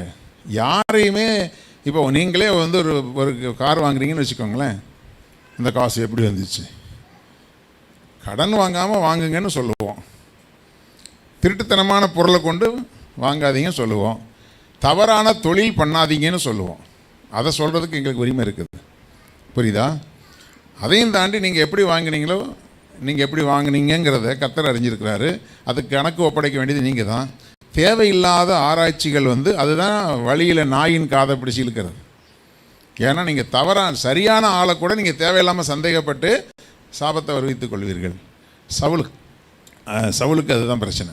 தாவீது மேலே காய்மகாரமானால் அதையே டெவலப் பண்ணால் ஆண்டவர் உணர்த்தினார். அதையும் தாண்டி துணிகரமாக சிந்தனைகளுக்குள்ளே போனால் தாவீதை கொலை பண்ணக்கூடிய அளவுக்கு சிந்தனை மாறிச்சு. காய்மகாரங்கிறது ஒரு துளி விஷம் அவனுடைய மனசில் விழுந்துச்சு, அப்படியே ஸ்ப்ரெட் ஆக ஆரம்பிச்சிருச்சு. அது என்ன ஆச்சு? கடைசியில் அவனை காலி பண்ணுற அளவுக்கு போச்சு. திருடவும் கொல்லவும் அழிக்க வரான வந்த உடனே, திவ்யா உன் கையில் இருக்கிற வாட்ச் நான் திருட போகிறேன் அப்படிலாம் சொல்லிட்டுலாம் திருட மாட்டான். அவன் வாட்சை திருடுற ஆளே கிடையாது. அதெல்லாம் இங்கே உலகத்தில் சுற்றிட்டு இருக்க ஆள் தான் அந்த வாட்சை திருடுறது, நகையை திருடுறதுலாம். பிசாசு திருடுறதெல்லாம் உங்களுக்குள்ளே இருக்கிற நல்ல குணத்தை திருடுவான், உங்களுக்குள்ளே இருக்கிற பரிசுத்தத்தை திருடுவான், உங்களுக்குள்ளே இருக்கிற உண்மையை திருடுவான். எல்லாத்துலேயும் நம்ம உண்மையாக இருக்கணும்னு நினச்சிட்டு இருப்பீங்க. ஒரு காரியத்தில் மட்டும் அதை மட்டும் நம்ம ஒரு பொய் சொன்னால் என்ன உலகத்தில் அந்த சிஸ்டர் செய்யலையா, அபிநயா பண்ணலையா, மோசஸ் பண்ணலையா அப்படின்னு யாரையாவது ஒன்று என்றைக்கோ ஒரு குறையை அப்படி கண்டுபிடிச்சிட்டு அதுக்காக நான் ஒன்றை செய்ய போகிறேன்னா ஒரு உண்மையை கொஞ்சம் திருடி இருப்பான். அதுக்கு பிறகு எப்போவுமே ஒரு பொய்யை சொல்லியாச்சுன்னா அந்த பொய்யை மறைக்கிறதுக்கு இன்னும் பொய் சொல்லணும். இப்படி தான் அது ஸ்ப்ரெட் ஆகும். அதனால் திருடவும் சவுல் காலியானா. இன்னொருத்தன் தம்பி அழகாக சொன்னார், அவனுடைய கண்களுக்கு பிரியமாக இருந்தது. யாருக்கு? சுவிசேஷமா? சிம்சோனுக்கு கண்ணுக்கு பிரியமாக இருந்துச்சு, கடைசியில் கண்ணையே பறி கொடுத்துட்டான். எந்த ஒரு பாவத்துக்கு தன்னுடைய கண்ணை யூஸ் பண்ணானோ அந்த கண்ணே அவனுக்கு இல்லாமல் போகக்கூடிய அளவுக்கு போச்சு. என்ன எல்லாரும் பார்க்காததையா நான் பார்த்தேன்? ஏன்னா உலகத்தில் போகிறவங்க வரவங்க அதெல்லாம் செய்யாதடா. பார்வை ரொம்ப முக்கியம். சபையில் கூட சரி, சில பேர் வந்து உட்காந்துக்கிட்டு எதையோ யாரையோ அப்படி உருட்டிக்கிட்டே இருப்பாங்க. சில கண் உருட்டுற கேஸெல்லாம் நான் சபையை விட்டு அனுப்பிட்டேன். இங்கே உட்காந்துக்கிட்டு வேறு சிந்தனையில் உட்காந்துட்டு எங்கே யாரையாவது பார்த்துருக்கலாம் கூப்பிட்டு நமக்கெல்லாம் எந்த பயமும் கிடையாது. நீ ஒரு துளி விஷம் உள்ளே உட்காந்து கெடுத்துட்டு இருக்கிறத விட நீ போய் தொலைகிறது நல்லது. என்ன பாஸ்டர் இப்படி இல்லாமல் பாஸ்டர் பேசுவீங்க? வந்து பாருங்கள். ஹல்லேலூயா. அப்படி கண்ணை உருட்டுற கேஸெல்லாம் போச்சு, விழுந்து போச்சு. அதெல்லாம் இங்கே எதுக்கு வந்தோம்? சபைக்குள்ளே வந்தது எதுக்கு? நான் பரிசுத்தமாகிறதுக்கு வந்தேன். சத்தமாக சொல்லுங்கள். அந்த வேலையை பார்த்துட்டு போயிடணும். ஆமென். அசுத்தம் பண்ணணும்னா உலகம் இருக்குது, அங்கே போய் பண்ணிட்டு போயிடலாம். நான் பரிசுத்தமாக வாழ்கிறதுக்கு எனக்கு ஒரு ட்ரைனிங் சென்டர் எனக்கு வேணும். அதுக்கு தேவன் சபையை வச்சிருக்கிறார். அப்போ அந்த கண்ணை உருட்டி கண்களின் இச்சை ஜீவனத்தின் பெருமை இது தேவனால் உண்டானது அல்ல என்று வேதம் சொல்கிறது. நம்ம சொல்லுவோம் அதெல்லாம் எல்லாத்துக்கும் வர்றது தானே, எல்லாத்துக்கும் வர்றது தான். ஆனால் அது தேவன் கொடுக்கறது இல்லை. பிசாசு உங்களிடத்திலிருந்து திருடுவதற்கு பயன்படுத்துகிற ஒரு காரியம் கண்கள். அடுத்து யார் தம்பி? நான் சொல்கிறத தெளிவாக சொல்லிட்டு போயிடுறேன். அடுத்து யாரை சொன்னார்? யோசேப்புக்கு ஒரு தரிசனத்தை கொடுத்தார். நீங்கள் ரட்சிக்கப்பட்டு வரும்போது உங்களுக்கு ஒரு தரிசனத்தோடு தான் கர்த்தர் வந்து கொண்டு வர்றார். முதல்ல உங்களுக்கு பரலோகத்தை குறித்து தரிசனம் இருக்கணும். எங்கே போகணும்? இன்னைக்கு செத்தாலும் எங்கே போகணும். அப்போ இன்னைக்கு சாவமா சாவ மாட்டோமான்னு யாருக்காவது கேரண்டி இருக்குதா? இந்த சகோதரி பார்க்குறாங்க, இன்றைக்கி தான் வந்தேன், இன்றைக்கி வந்த இடத்துலையே போய் சாவை பற்றி பேசிகிட்டு இருக்கிறாரு. ஹல்லேலூயா. உலகத்திலேயே கேரண்டியே இல்லாத ஒரு பொருள் யாருன்னா நம்ம தாங்க. ஹல்லேலூயா. ஒரு பொருள் ஆன்லைனில் ஆர்டர் போட்டால் கூட அதுக்கு கூட ஒரு கேரண்டி இருக்குது. போய் கடையில் ஒரு பொருள் வாங்கினா கூட முட்டைக்கு கூட கேரண்டி கொடுக்குறான். உடச்சி ஊற்றின போது கெட்டி போன முட்டையாக இருந்தால் கொண்டு கொடுத்தா அதை கூட மாற்றி கொடுக்குறான். ஒரு தேங்காய் அழுகி போயிருந்தால் அதுக்கு கூட கேரண்டி இருக்குது. நமக்கு கேரண்டி இருக்கா? இருக்காங்க? இல்லை பாஸ் எனக்கு மட்டும் கேரண்டி இருக்குன்னு சொல்கிறவங்க கையை தூங்க பார்க்கலாம். கேரண்டியே இல்லாத நம்ம அப்போ எவ்வளவு கேர்ஃபுல்லாக இருக்கணும். ஹல்லேலூயா. கண்ணை மூடினா தேவராஜ்யத்துக்கு போகிறதுக்கு ஆயத்தமாக இருக்கணும்.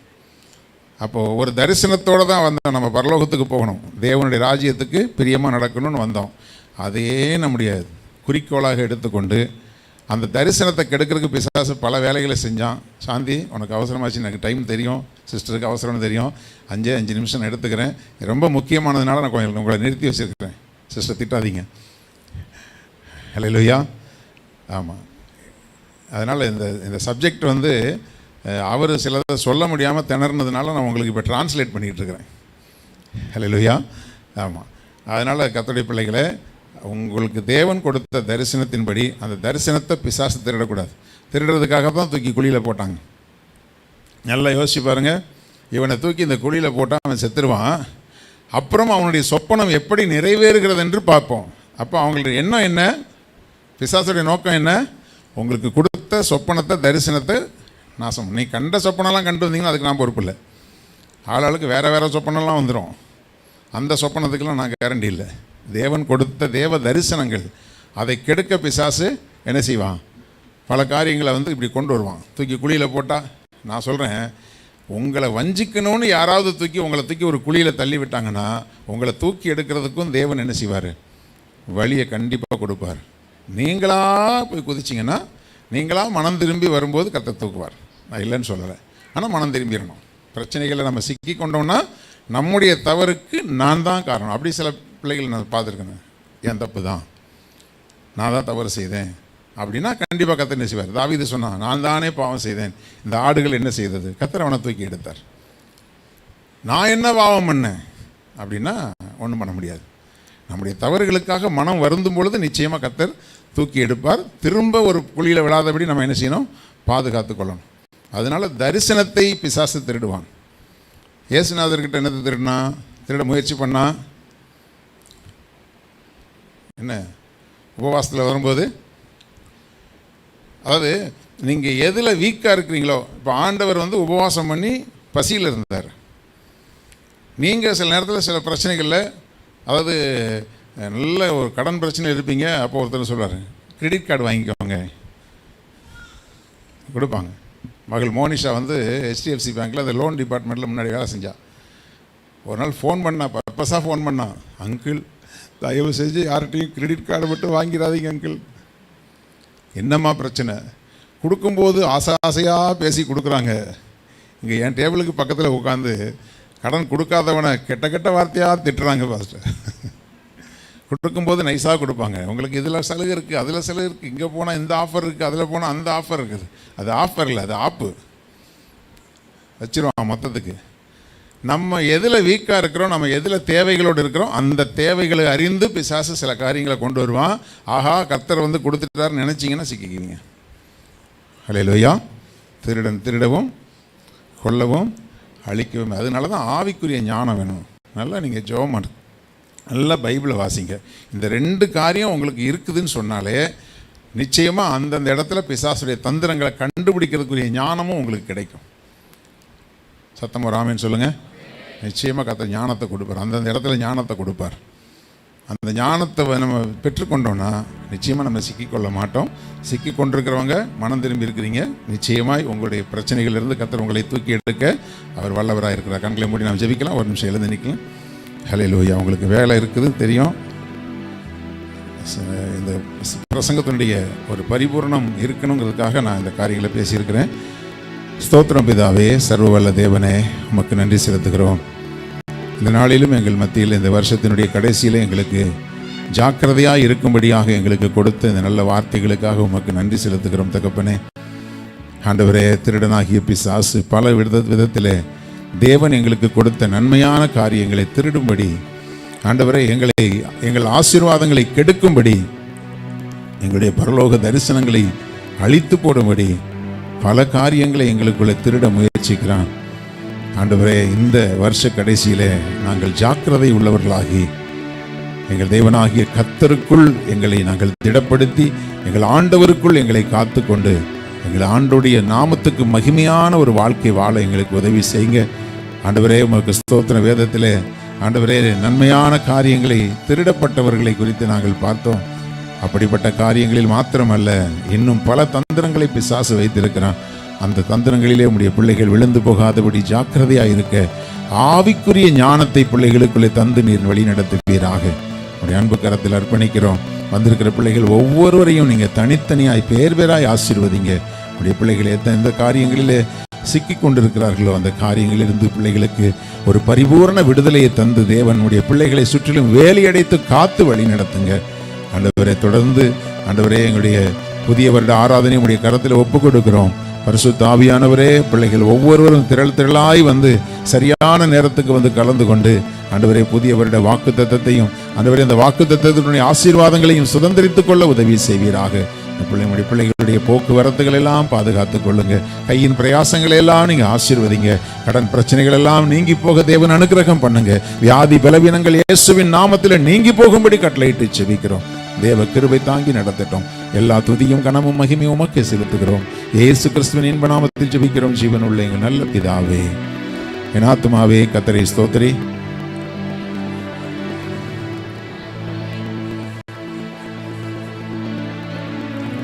ஆமென். நம்முடைய கர்த்தராகிய இயேசு கிறிஸ்துவினுடைய கிருபையும் பிதாவாகிய தேவனுடைய அன்பு பரிசுத்த ஆவியானவருடைய அந்யோன்ய ஐக்கியமும் இன்றும் என்றும் சதா காலங்களிலும் நம் அனைவரோடும் அவருடைய வருகை மட்டும் விசேஷமாக இந்த நாளிலும் தேவ வார்த்தையை கொடுத்த கர்த்தருடைய தாசனோடும் அவருடைய குடும்பத்தோடும் மனைவி பிள்ளைகளோடும் தங்கியிருக்கும்படி ஒப்பு கொடுத்து ஜெபிக்கிறோம்.